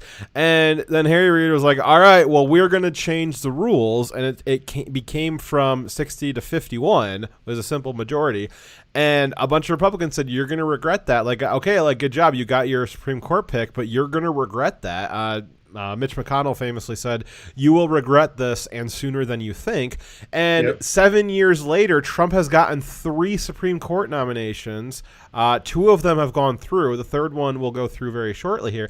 And the only reason that they've gone through is because Harry Reid changed that rule. If the Democrats had not changed that rule, the Supreme Court would have 6 people on it right now. Trump would have not gotten any. He did not at any point have enough votes in the Senate All you to can meet talk that. about is money and fairy tales of eternal economic growth. How dare you? At no point during Trump's term has he had enough votes in the Senate to have met the old threshold. So had Harry Reid not changed that, the Democrats would not be staring down the barrel of Trump having his 3rd nomination be. So it's entirely their fault. And then now they want to say that, well, Trump's breaking the Constitution, he's breaking decorum. Like, no, you guys broke decorum in 2012. Trump's just following your lead. You blazed that trail for him. You knocked down the wall. He's just walking through it. So Slowpoke for $2. Thank you very much, Slowpoke. Said Ronald Reagan, hero of the Republican Party in recent era, the ideal politician that the Republicans want to remember as. He also gave amnesty to a crap ton of illegal immigrants, including members of my family. Well, congratulations, Slowpoke. Congratulations. So we went over that. Their non-answer to that question and how why that's ridiculous. But we also have a funny clip of Biden who removes his mask. Well, the clip speaks for itself. Well, just watch the clip. It's a 5 second clip. You don't need to narrate it. It's goof. Deal. the kinds of investment that will stimulate the deal. We'll keep that playing on a loop in the background there. Now you can narrate it. Okay, so he removes his mask to cough into his fist, which is, of course, the CDC would say that you're not supposed to do that. Yeah. So as we know, Dyer and I and all of our good friends watching here, because you guys are not stupid, you guys listen to this show. As we know, the masks that you're wearing in public, unless it's the N95 and you have it like pressure sealed to your face, the point of the mask is to stop you from transmitting the virus into the air around you. It's not meant to stop you from intaking virus particles. It does help with that, but it's not very effective. It's much more effective at stopping you from putting virus particles out into the air. So if you're keep it on. Yes. So the entire idea of it is to catch your speaking, the spittle coming out when you're speaking, but also if you have a kind of an errant cough there. And then, as we know, in general, even during not pandemic times, you don't cough into your hand. You're supposed to cough into your sleeve. That's pretty well known now. And so Biden's like completely defeating the purpose of the mask there by pulling it down, putting virus particles out into the air. All of those microphones in front of him are now contaminated. And then now he's contaminated his hand, and he's probably going to go touch stuff afterwards. He's like, he wants to say that Trump's murdering people. I don't know, Biden. I think you just killed at least 10 million Americans right there alone. Yep, at least 10 million. You guys, that's right, YouTube. You just heard me correctly, YouTube. I don't mean like YouTube, you people watching. I mean the YouTube algorithm. YouTube algorithm. That's right. I just said Joe Biden murdered 10 million Americans by coughing into his hand. I mean, but it's using the same logic for which they say that Trump killed the 250,000 people, right? And by same logic, Dyer, of course, means absence of logic. Yes, obviously, that's what I meant. It's funny because they attacked Trump constantly for not wearing masks when he's giving speeches or when he's walking up to the podium. They're saying like he's not taking it seriously. He's going to be spreading the disease, or he's going to be a bad influence to people. So, but then, is this a good influence, a good example of how you should act? No, Biden? He's not leading by example. Definitely not. Do you think it was? Do you think it was scripted in the teleprompter that he should cough? Oh, definitely. I don't think he knows how to do anything that's not on the prompter. He learned from Obama. I mean, he learned from Obama like that you need to rely on that teleprompter. I will give it to Joe. I mean, he did used to, like, historically, he was a real slick speaker. I mean, he was always lying and exaggerating, but he was slick at speaking. He was a good speaker, like off the cuff even. Obama was a good speaker, but he couldn't do it off the cuff. He would fall apart when he was off the cuff. He needed a teleprompter. So I mean, that also goes to like just how much Biden's decayed, as he used to have pretty good improv speaking capabilities, and some of the best in the business there after 47 years, but he just doesn't have that anymore. Yeah, well, I think those days are long gone. Also, next old people are gross. All right, move on. Okay, so our next story is the debate analysis of the previous debate and the next debate, which is canceled. And I find it hilarious because they keep saying that the second debate is canceled, and then they're talking about whether or not the third debate's going to happen. But the third debate would now be the second debate, right? It's very confusing. So we have a very mixed bag of analysis here, which I'm trying to get a gauge on the order here. So the debate this week was on Wednesday, which is why we did not have the game stream. Apologies. But that was the vice president debate, which was a very good debate between Kamala Harris and Joe Biden. No, not Joe Biden. Mike Pence. Oof. I pulled a Joe Biden. My gosh. I pulled a Joe Biden. That would be funny. We should have Biden debate Kamala. That'd be funny. Kamala tore him apart and called him a racist. That's right. We did have that. That's hilarious. But it was just a debate, bro. And I didn't mean anything I said about him. Yeah, sure, I call him a racist, but it was just a debate, so I didn't really believe it. Exactly. So So the debate was very interesting. So Kamala, for all of her complaints that Pence was talking over her, and Pence did a very good job of very calmly stealing time. But somehow, after all of that very calmly stolen time, Kamala actually got a 4 minutes more to speak than Pence did. And actually, I had noticed right away while Dyer and I were watching it live, just without you guys. There's enough people live streaming it. We didn't need to add to that. I noticed that the moderator opened by giving Kamala the opening, during which Kamala said a bunch of lies about Pence and the Trump administration, and then toss it off to Pence, who his opening, he had a choice. He could either do his regular opening, or he could respond to all of the lies and attacks that Kamala had just launched. And then at the end, she gave Kamala the final closing. Normally, you would keep it even. Whoever went first to open, they wouldn't go last to close it. It wouldn't be that you get the first word and the last word, which was very, very strange. Normally, you would expect that if Pence opened second, he would get to close second as well.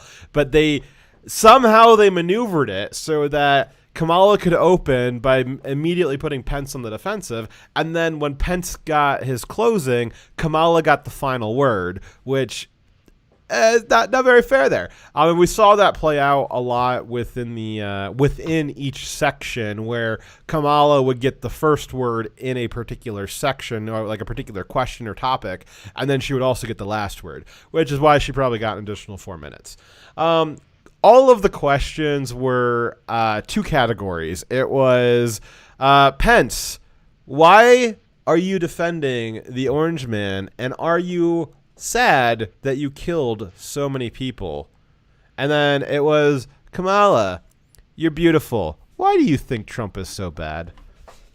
That was the two categories of questions. There was no questions about Biden's very obvious family corruption every time he's in high office. There was no questions about Kamala's record of, under the 13th Amendment, utilizing black prisoners as slave labor. Again, I've explained this on previous shows. The 13th Amendment outlines that slavery is illegal except for in cases of indentured servitude for prisoners. And Kamala Harris, while she was AG of California, did not approve the paroles of many inmates, and many, just because of the general prison demographics, I can go ahead and guess that a lot of those inmates up for parole were black, because she needed more labor. Well, to guess that, she increased the black population in jails by a lot. Yeah, so she did not approve parole so that they could be used for labor, which, again, I'm not exaggerating that slave labor. It's literally slave labor because it's outlined and defined by the 13th Amendment that is a legal form of slavery to use prison labor. So Kamala Harris had owned black slaves as recently as 5 years ago. And Tulsi brought that up and gutted Kamala Harris on stage, and that was what really ended Kamala's run for the full presidency. Earlier, I think that was even last year. It was a while ago.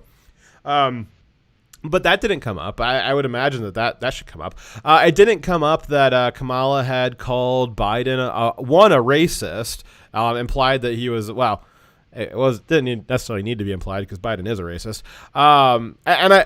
I'm not just saying that to just throw that out there. I mean, Biden's done a lot of stuff that proves that he's pretty racist. Which that happens with old people sometimes. We kind of forgive him for that, but that doesn't change the fact that he's a fucking racist. And Kamala has called him out as such. She also called him out as sexist. She said that she believed that he raped Tara Reid. She said that she believed that. So she believes that Biden is a raping racist. And that wasn't brought up as to, like, how are you justifying running with this guy? There's any number of things that could have been asked that were not asked. Again, all of the questions, like one of the only neutral questions, most of the questions were around Trump administration's handling of COVID. One of the only neutral questions was about the environment, but that's obviously even not a neutral question. It's just like, Trump's bad on the environment. Like, why? My favorite line from it was the moderator said that global warming was going to make hurricanes wetter. which sounds kind of sexual, but I dig it. So again, even like the neutral questions were biased towards left-leaning issues.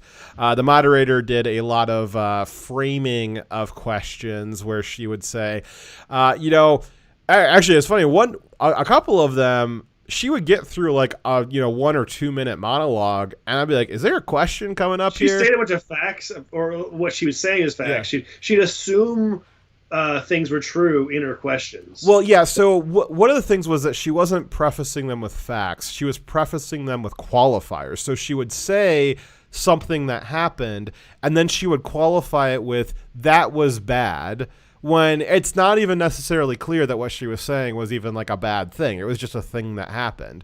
Or she would imply a motive, or, as with the economy, I believe that she partially implied that Trump was the reason why the economy was faltering, and that wasn't necessarily good before COVID. There was a lot of implications. One of the most biased questions was, well, Mr. Pence, you were at a super spreader event that got a lot of people sick.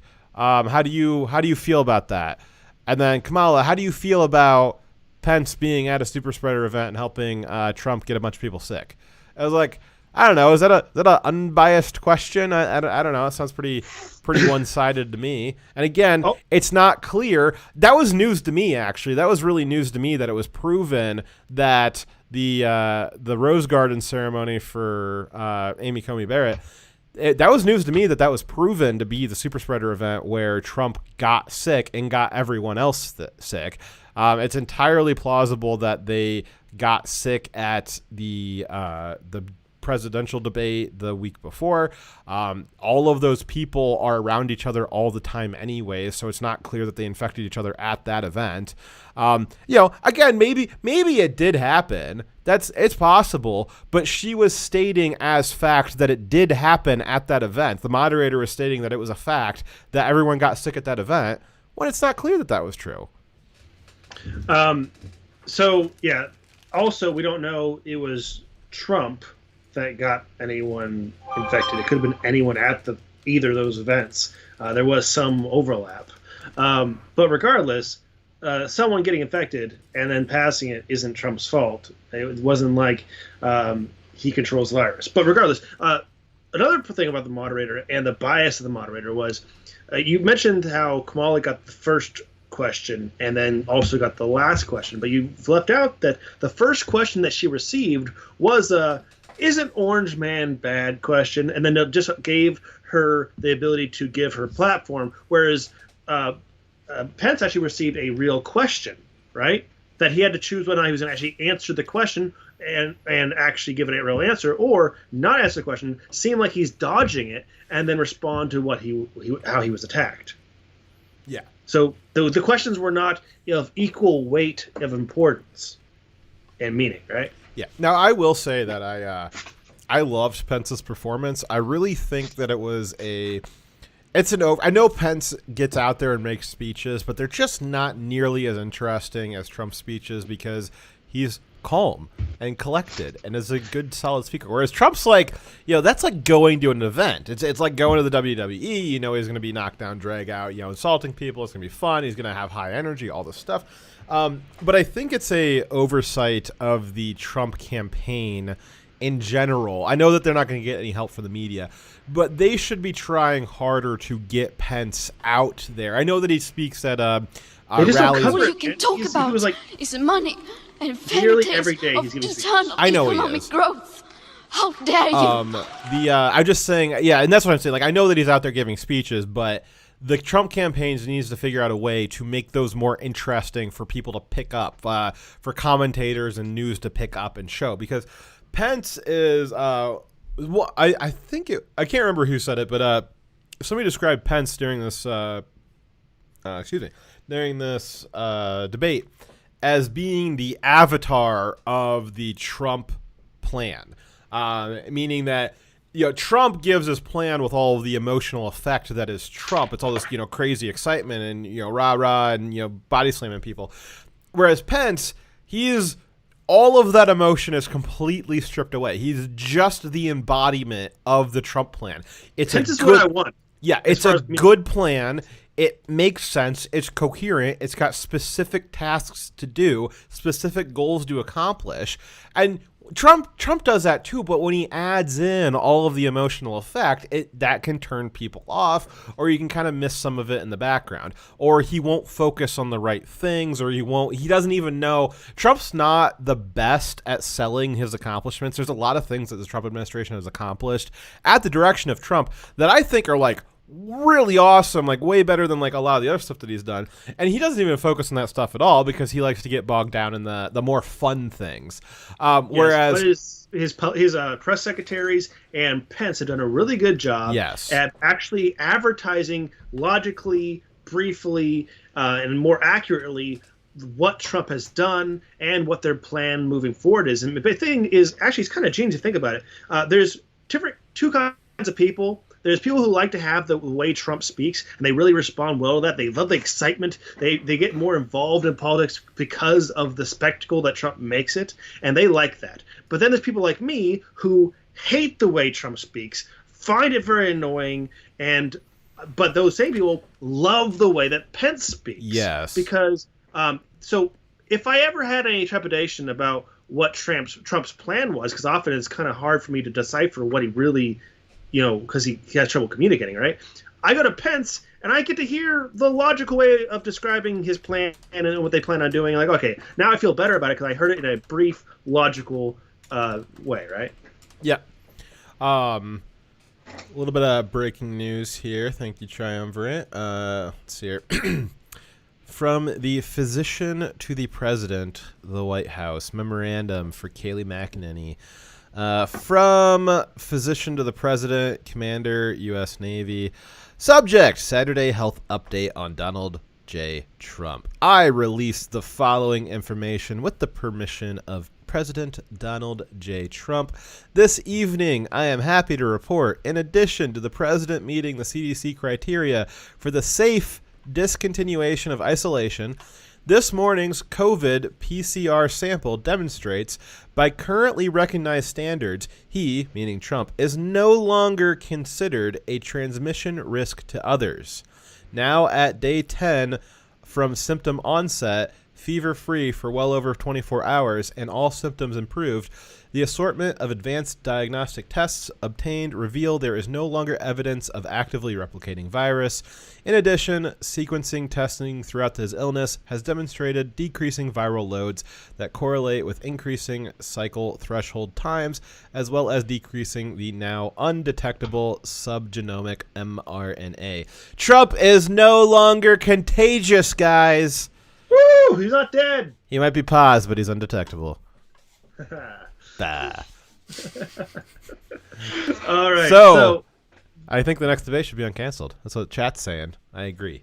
Well, it's only canceled not because of Trump, but because they insisted on them not having an in-person debate because of him getting sick. I think they realized he was going to be obviously cured by the time the second debate was coming around. I think they just want to have a digital debate so that Biden can have as much of an advantage as possible. They when he was interviewing with the doctor guy that Tucker has on, they asked if he was that aired last night. They asked if Trump would be willing to donate plasma for the blood plasma serums, and Trump said, "Of course." And I was like, we had been joking about that last week, that it'd be funny if Trump would literally the cure would literally be Trump's blood, and I would just love for you just have Democrats that are like, give me death, give me death before you put Trump's blood into me.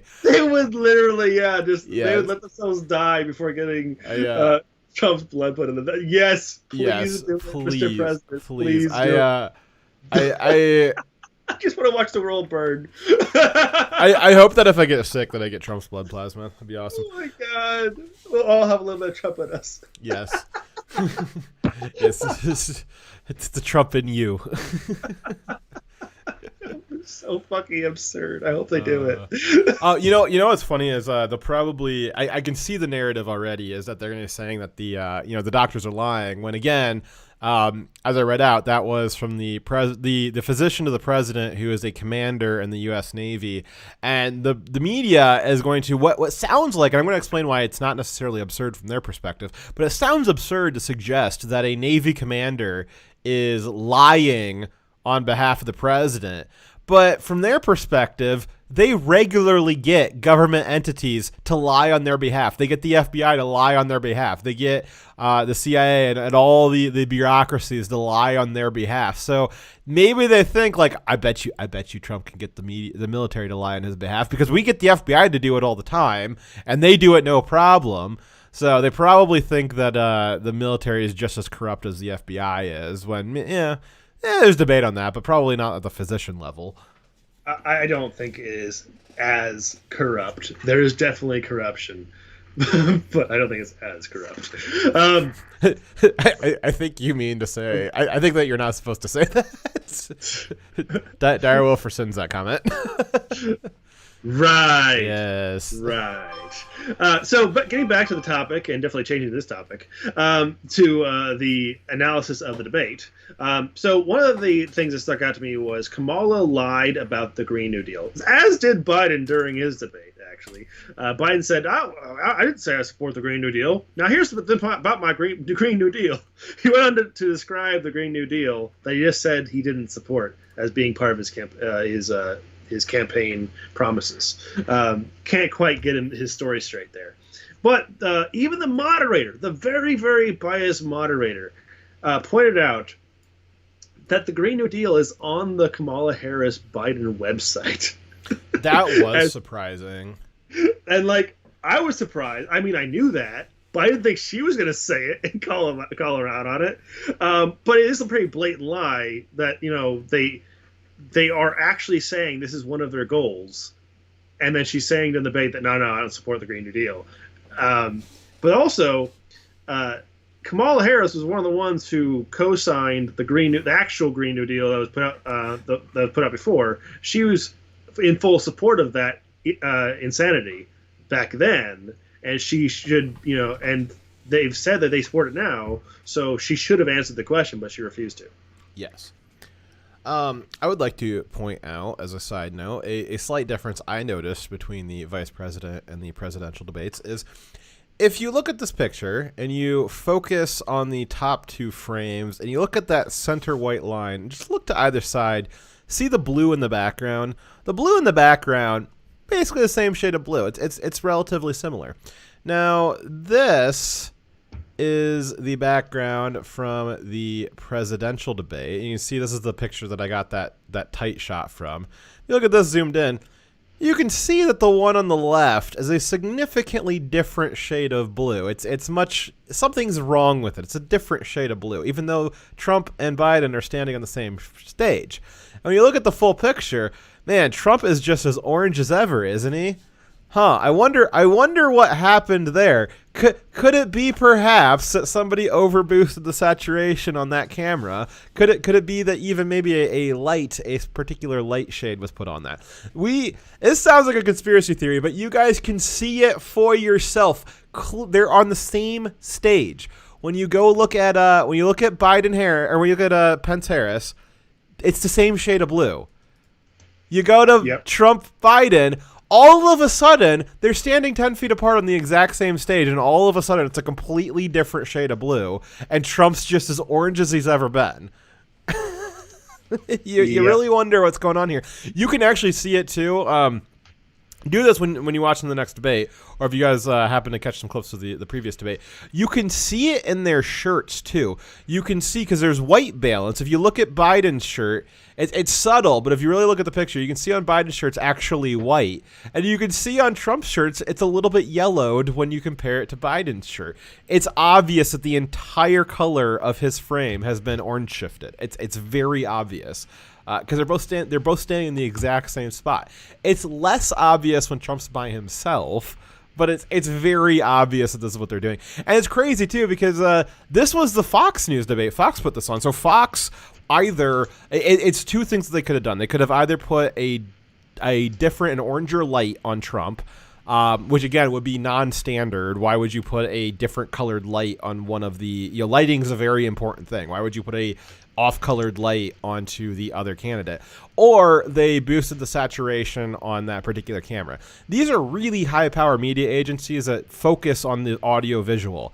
They have calibrations for their cameras. They can calibrate and white balance them. This is way, way above and beyond any kind of white balance issue. This is very obviously been manipulated to make sure that Trump stays orange as possible. Yeah, so I would ask myself, why would Fox do this? But we've also had multiple situations recently where Fox has tried to censor, like real stories from being talked about. Well, it doesn't even necessarily need to be everyone at Fox. It could just be a couple camera technicians doing it, too. It doesn't have to be everybody. But you think that their boss would, say something about it? Yeah. Right? Yeah, they're not clueless. I mean, you're talking about some, significant shading differences in there. It's very clearly different. I just wanted to point that out. So, Dyer, who else? You're talking about the Green New Deal. Did you have anything else to say on that? Yeah, I just want to, last thing to point out is it's often being pitched as being an environmental plan when in reality it's an economics plan. I thought it was a cow execution. It's more of a final plan. Solution. It's a final solution for cows, but it is also a plan to destroy our economy and how it works entirely, and also resulting in lots of Americans starving. Yes, it's a pretty. If you actually look into the details of the Green New Deal, it involves a heck of a lot of death, destruction of our economy, which also will result in more death, and also paying reparations to people who were never slaves, but no reparations to all the people they're going to be killing with this new plan. How are they going to pay for all the reparations when people are dead? And who are we going to pay reparations to? Well, it's easy to pay out reparations when there's no one left to pay them to. It's kind of like the pension strategies in New York with all the old people that they killed with COVID. All right, so the other fun thing at the debate was we all thought that there was three people. We had Pence, Harris, and the moderator, but actually there was a fourth showstopper guest who burst on the scene and was everyone's favorite. It was, of course, the fly that landed on Pence's hair while he was making a point. And you could actually judge how well Pence did in the debate by the next day, because no one was focusing on how he eviscerated Kamala Harris. They were merely focusing on the fly, which, again, a little unfortunate, but yeah, it happens. There is video and picture of every other Democrat candidate having flies land on them. Obama famously had several flies land on him throughout his administration. There was some, he killed some of them. Yeah, there was some fun Alex Jones conspiracies about that involved interdimensional demons. Hillary had flies land on her. It's a thing that happens. I do find it's kind of funny when Alex Jones says that flies land on Obama because he smells like sulfur because he's a demon. It's a little more concerning when MSNBC is hosting people that they're claiming are real political analysts saying that Pence is demonic and that the flies, the Lord of the Flies, is the mark of the beast. Did they really? Yes, they really did. They unironically. Again, it only took 4 years, and they boosted Alex Jones off of every platform for saying that sort of stuff, which, the way he says it is kind of funny. I'm sure there's people out there that believe it, but it's funny nonetheless. But you've got MSNBC, who is, they're the type of platform that is boosted by YouTube. They're the type of platform that is being used by fact checkers on Facebook and Twitter. They are supposed to be supposedly a reputable source, yet they're giving you the exact same sort of Alex Jones drivel that we were getting from him 4 years ago. And now all of a sudden, because it's got this veneer of mainstream media on it, all of a sudden it's okay and you can fact check that. I'd actually be I'd love to see a Facebook fact check that is citing MSNBC that yes, Pence is in fact a demon, and that is why the fly landed on him. Yeah, definitely fact check that. I'm Trevor said it's a fly of color. Yes, it is. Get it right. Oh my god! Where are they getting flies at? It's like cold out. Like what are they doing? I don't understand. He's trying to get warmth in his hair. Probably. So another part of the debate was Biden released. Sorry, this is actually after the debate, but this is recent. Biden released his tax plan. Yes, Oof, I've heard about that a bit. Ooh. Tell me about it. Oh, I don't know anything about it. I've just heard about it. Am I supposed to read this part? It's your sections. Oh, well, I guess I'll learn about it while I'm talking about it then.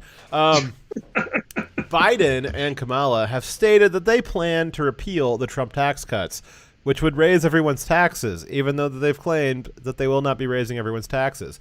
They say that the tax cuts only helped the super wealthy, but I know for a fact that it put an extra $200 a month into my wallet. This is false. The average American, which I'm above average, but I'm a pretty average American, received tax cuts in the thousands. Yeah, I got a decent like $2,000 to $3,000 raise, technically because of the lack of taxes being stolen out of my paycheck. And this week, Biden released his tax plan that would raise the Social Security payroll tax for people with wages above $400,000 and increase the corporate tax rate to 28%. What's it right now? I think it's 25. 15. From 15 to 28. And that is way higher than other countries that we directly compete with. That's a lot of taxes. Higher corporate taxes increase the cost of products, reduce wages, and reduce employment, especially when you're in a giant recession caused by a pandemic. It's the worst time for you to raise taxes. So you want to take an extra 13% out of corporate earnings, which, if the economy is booming, we can have a discussion about it. But I know my company, we've lost more, on average, just consistently, we're only running at 80% capacity as compared to when, the times were good. And I'm in food. So people are still eating. Obviously they're not eating from my company anymore. I don't know what they're eting. Maybe they're not. Maybe 20% of our food is going to nursing homes. Either way, we but that 13%, we're already lost out on that 13% just from lost sales, and a lot of other companies are in that position or worse. And we don't need an extra 13% hit. No one needs an extra 13% hit. My company just laid off 20% of the workforce. A lot of other companies are doing mass layoffs too, or mass furloughs that will eventually turn into layoffs. Having an extra 13% tax on them is not going to help. Again, if the economy's booming, if COVID hadn't happened and the economy had continued roaring throughout the last 9 months, we can have a discussion about raising corporate taxes. If everyone's still making money and they want to pull a little bit more off the top, again, we can have a discussion about it, though I think that they probably wouldn't need any more, because if you have more economic activity, you're going to generate more taxes, even if the tax rate stays the same. Let's see here. So, again, according to the Tax Foundation's General Equilibrium Model, the Biden tax plan would reduce GDP by 1.47% over the long term, which I believe is approximately the amount that GDP grew under the Obama administration, was somewhere in the 1.5% range, because Obama could just not get it up over 3% ever, even though he had a lot of stuff working in his favor to get that GDP up, and he sacrificed every advantage he had to make sure the economy was running as slow as possible. Thank you, Obama. Much appreciated. We missed you. So yeah, his tax plan will destroy any gains we'd had, and will only make the effects of COVID, what's already been done to our economy, the inflation that's coming, it's going to make it far worse. Because you should be encouraging more employment when we have a huge jobs crisis, not reducing it by making it harder for companies to operate. Here's a tax plan. Let's for the if Trump gets elected, if we take the Congress, here's a tax plan. Call it Foxonomics.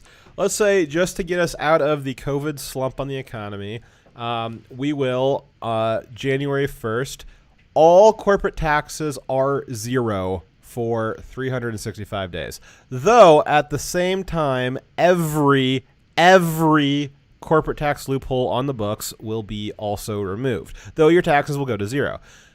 The next year, we will bump them up 5%, then 5%, then we'll find some equilibrium. We'll slowly ratchet them back up. But why don't we just pour some kerosene onto the economy? Not in the way that Antifa is, but like, let's get that engine roaring. Just go spit your gas right into the carburetor. Let's do something by just removing every single brake to try to get that economy roaring again. And then again, the tax code's so screwed up because there's so much crap on it that people like Biden have been layering all of these special privileges and loopholes on there for 47 years or 180 years. People like Biden have been doing that for decades. This would be an opportunity to, one, get us out of the COVID slump, and then two, get rid of all that nasty tax stuff that nobody likes. Nobody except for people in Congress support the tax loopholes. Nobody supports that. That is bipartisan. No one supports that. The Democrats do not like it that the big corporations don't pay taxes because they just use loopholes. The Republicans don't like corporations not paying their fair share. Even, we understand, like, well, those tax loopholes are there. We don't like that the tax loopholes are there, but like, the tax loopholes are there. We didn't put them there. They're just there. So that would make everybody happy. It would solve a lot of problems, and it would get the economy going again. I need to get elected to Congress. Come on. Vote Fox. No. Vote the Fox and Wolf ticket. Yes, Dyer will be my vice senator. You can get me coffee. We can be senators for the same state. There we go. Anyways, so Kamala Harris also. So that was Biden's tax plan, which will definitely. And then it was Fox's tax plan. No. We were criticizing it before. So the next thing is Kamala Harris lied that she is not lied that she is wanting to get rid of fracking. So she also might have lied that she was black, but that's another story.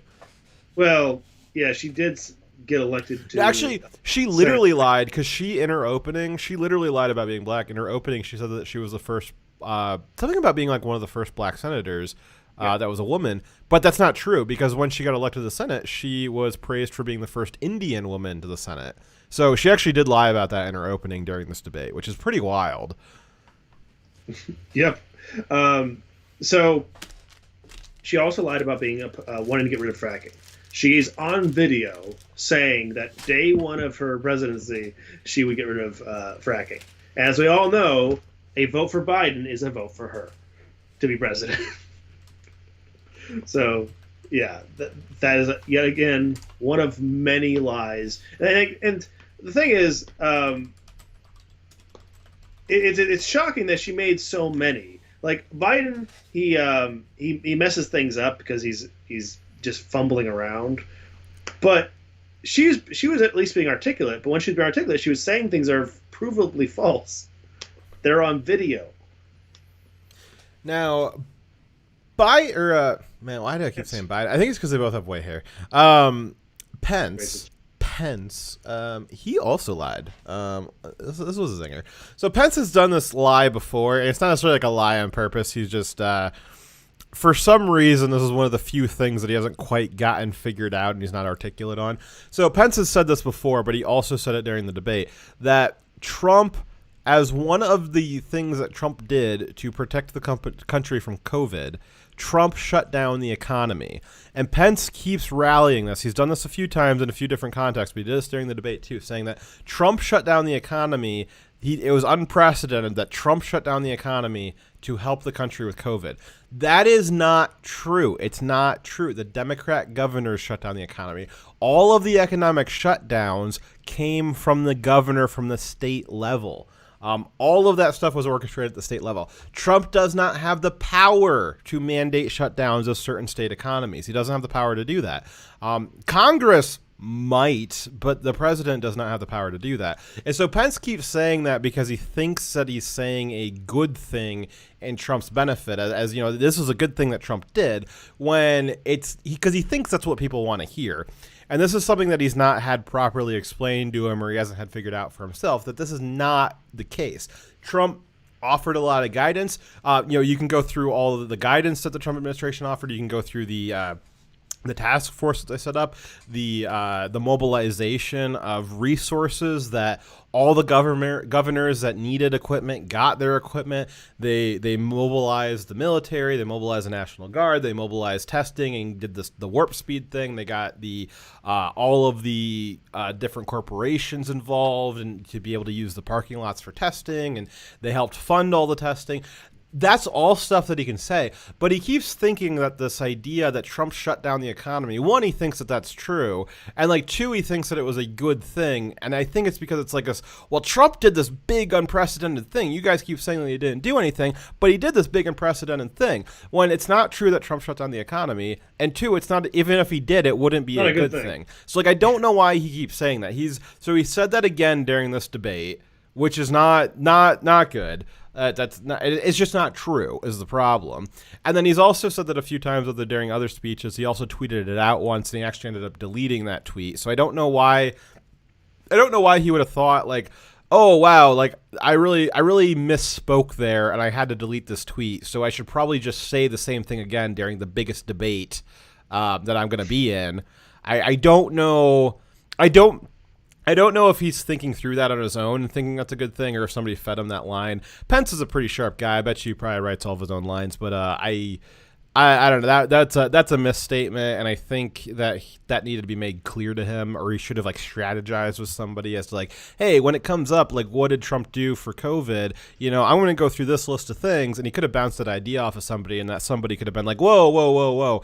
Actually, that's not one of the ones that you want to say. All those other ones are good. Let's focus on those. Well, like, let's not talk about this shut down the economy, because like, one, it's not true, and two, if it was true, it wouldn't be a good thing, and three, it's really a bad thing that Democrats did. So he's actually he's taking the responsibility for something that the Democrats did. There's a lot of people in America right now that are very upset about the shutdowns that are being done by Democrat governors. And for some reason, Pence is putting that on Trump instead of leaving it on the Democrat governors. It's a big problem. It's a big problem. One of the benefits for voting for Trump is supposedly the end of those shutdowns, because that's what Trump's been saying, is he wants to end the shutdowns because he's criticizing the Democrat governors for hurting their own people. So that's part of his re-election positives that he's pitching. Why is Biden? Sorry, man, you got me doing it. Why is Pence hurting Trump's? One of his biggest selling factors is about helping the economy. Yeah. Right? I've infected you.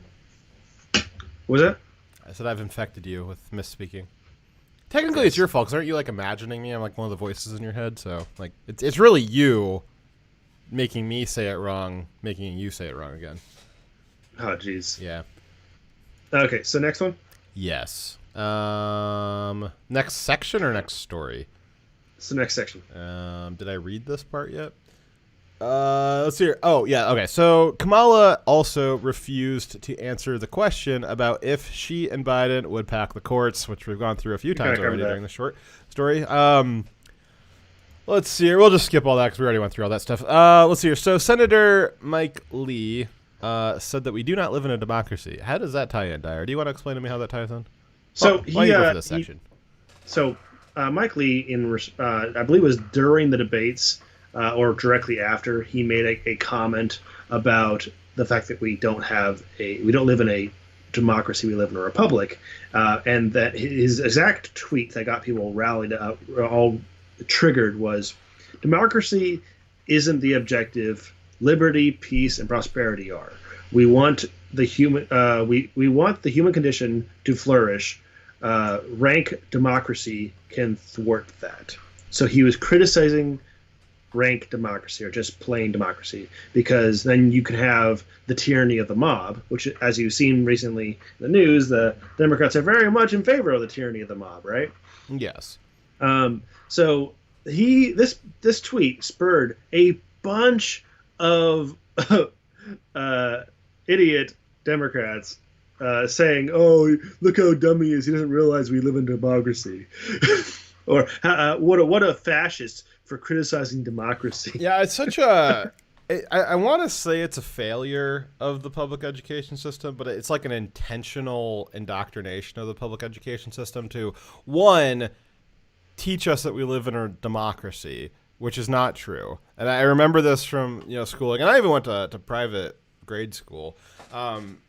They still said, and it's just because of all the textbooks, that we live in a democracy. They might mention republic every now and then, but that's generally the gist that everybody has growing up, is that we live in a democracy, when that's just not true. And the only place that we all collectively got that from was from education. Like, again, whether you went to public or private schools, you probably were using the same textbooks. And your teachers were probably educated in the similar colleges. The other thing, too, is I distinctly remember the Electoral College being explained as the Founding Fathers put that there because they didn't trust the population. That was the explanation for the Electoral College, when that's not true at all. The Electoral College was set up for a lot of other reasons that we've talked about in other shows. But again, it was kind of a reflection of the Union trying to bring in states that were smaller than other big states, and they wanted to make sure that there wasn't a giant disparity between the power that small states had and the big states had. Otherwise, the small states would never have joined the Union. And there was a lot of intention there. The way the Electoral College was set up makes a lot more sense in a pre-information age era, when you have to, again, you can't have the states just wire whatever their vote was to, or have the national media announce it on TV that night in the 1700s. You had to send a delegate to DC to tell DC, hey, this is what our state voted. And like the Electoral College wasn't meant to have electors that just did whatever the hell they wanted or went against the will of the people. The electors were meant to be a representative of the people, and they were apportioned in a way that made sure that large states wouldn't over-dominate small states, that the small states would still have a way to do that.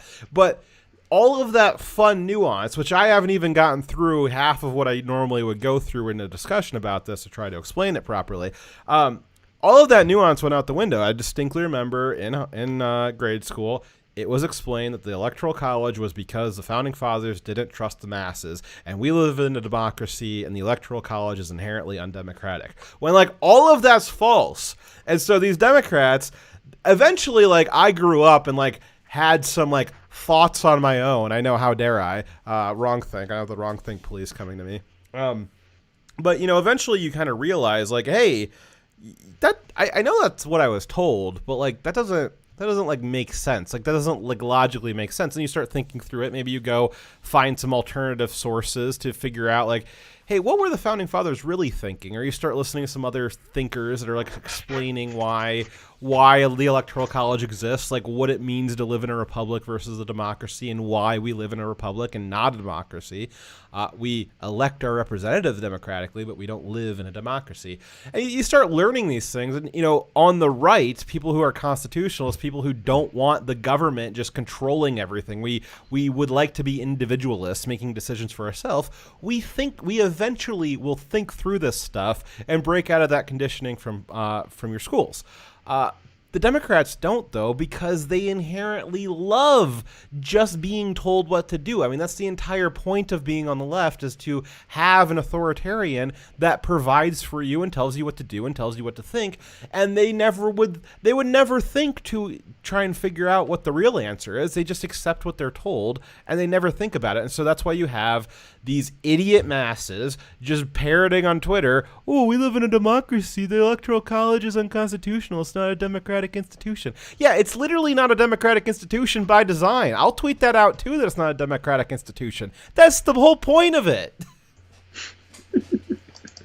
Congratulations, you figured it out. Yeah, like, no, it's like, oh wow, like, I love when the left like accidentally discovers truth. Like they'll like, you know, we need to abolish the police, and like in its place, like we could have like a group of like, you know, government paid people that go around and like de-escalate situations. And like, you know, I mean, sometimes situations get kind of dangerous and we don't want a bunch of social workers getting murdered. So like maybe we could like arm them with stuff. You know, we could call it like, you know, the community task force that like helps protect things, and like they'll like accidentally reverse engineer the police.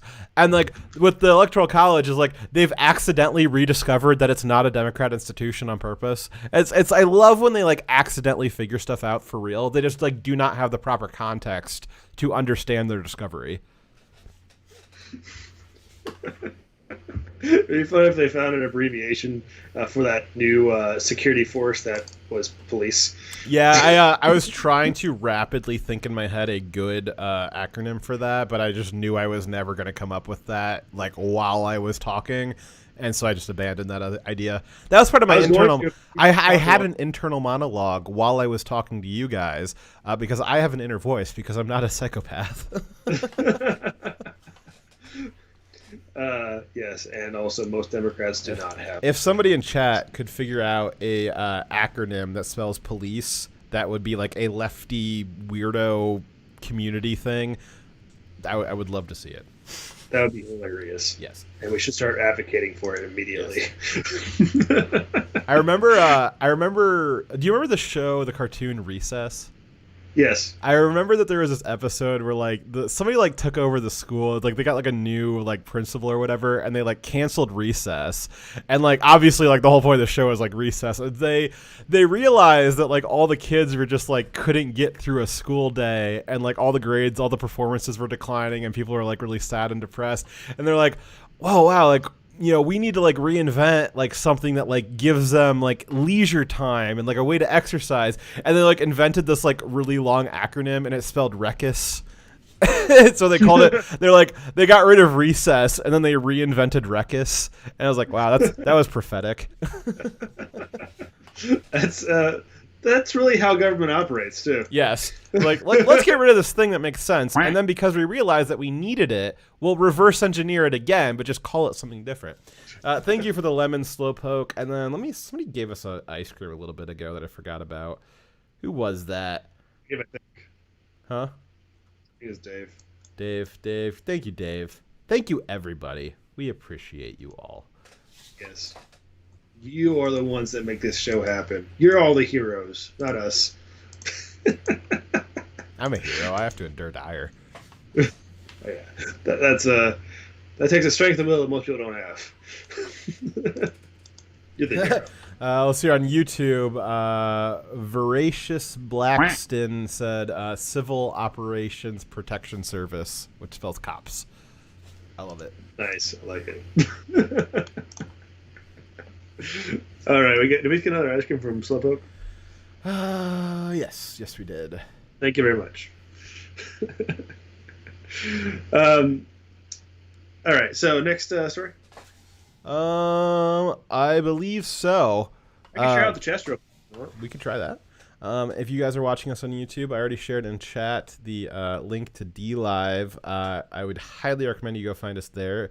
The next story is about the potentially attempted kidnapping, though that is in debate now, of Michigan governor. So that is something that we will not be able to talk about on YouTube because that is a very hot button issue.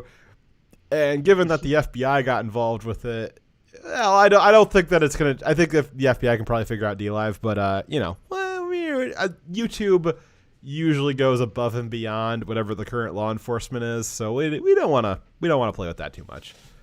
All right, so I'm going to turn YouTube off. So please go over to DLive. You can continue watching the rest of the show there, which we usually don't have all of our show on YouTube every Saturday. So if you want to watch it on a regular basis, it's really good to come to DLive.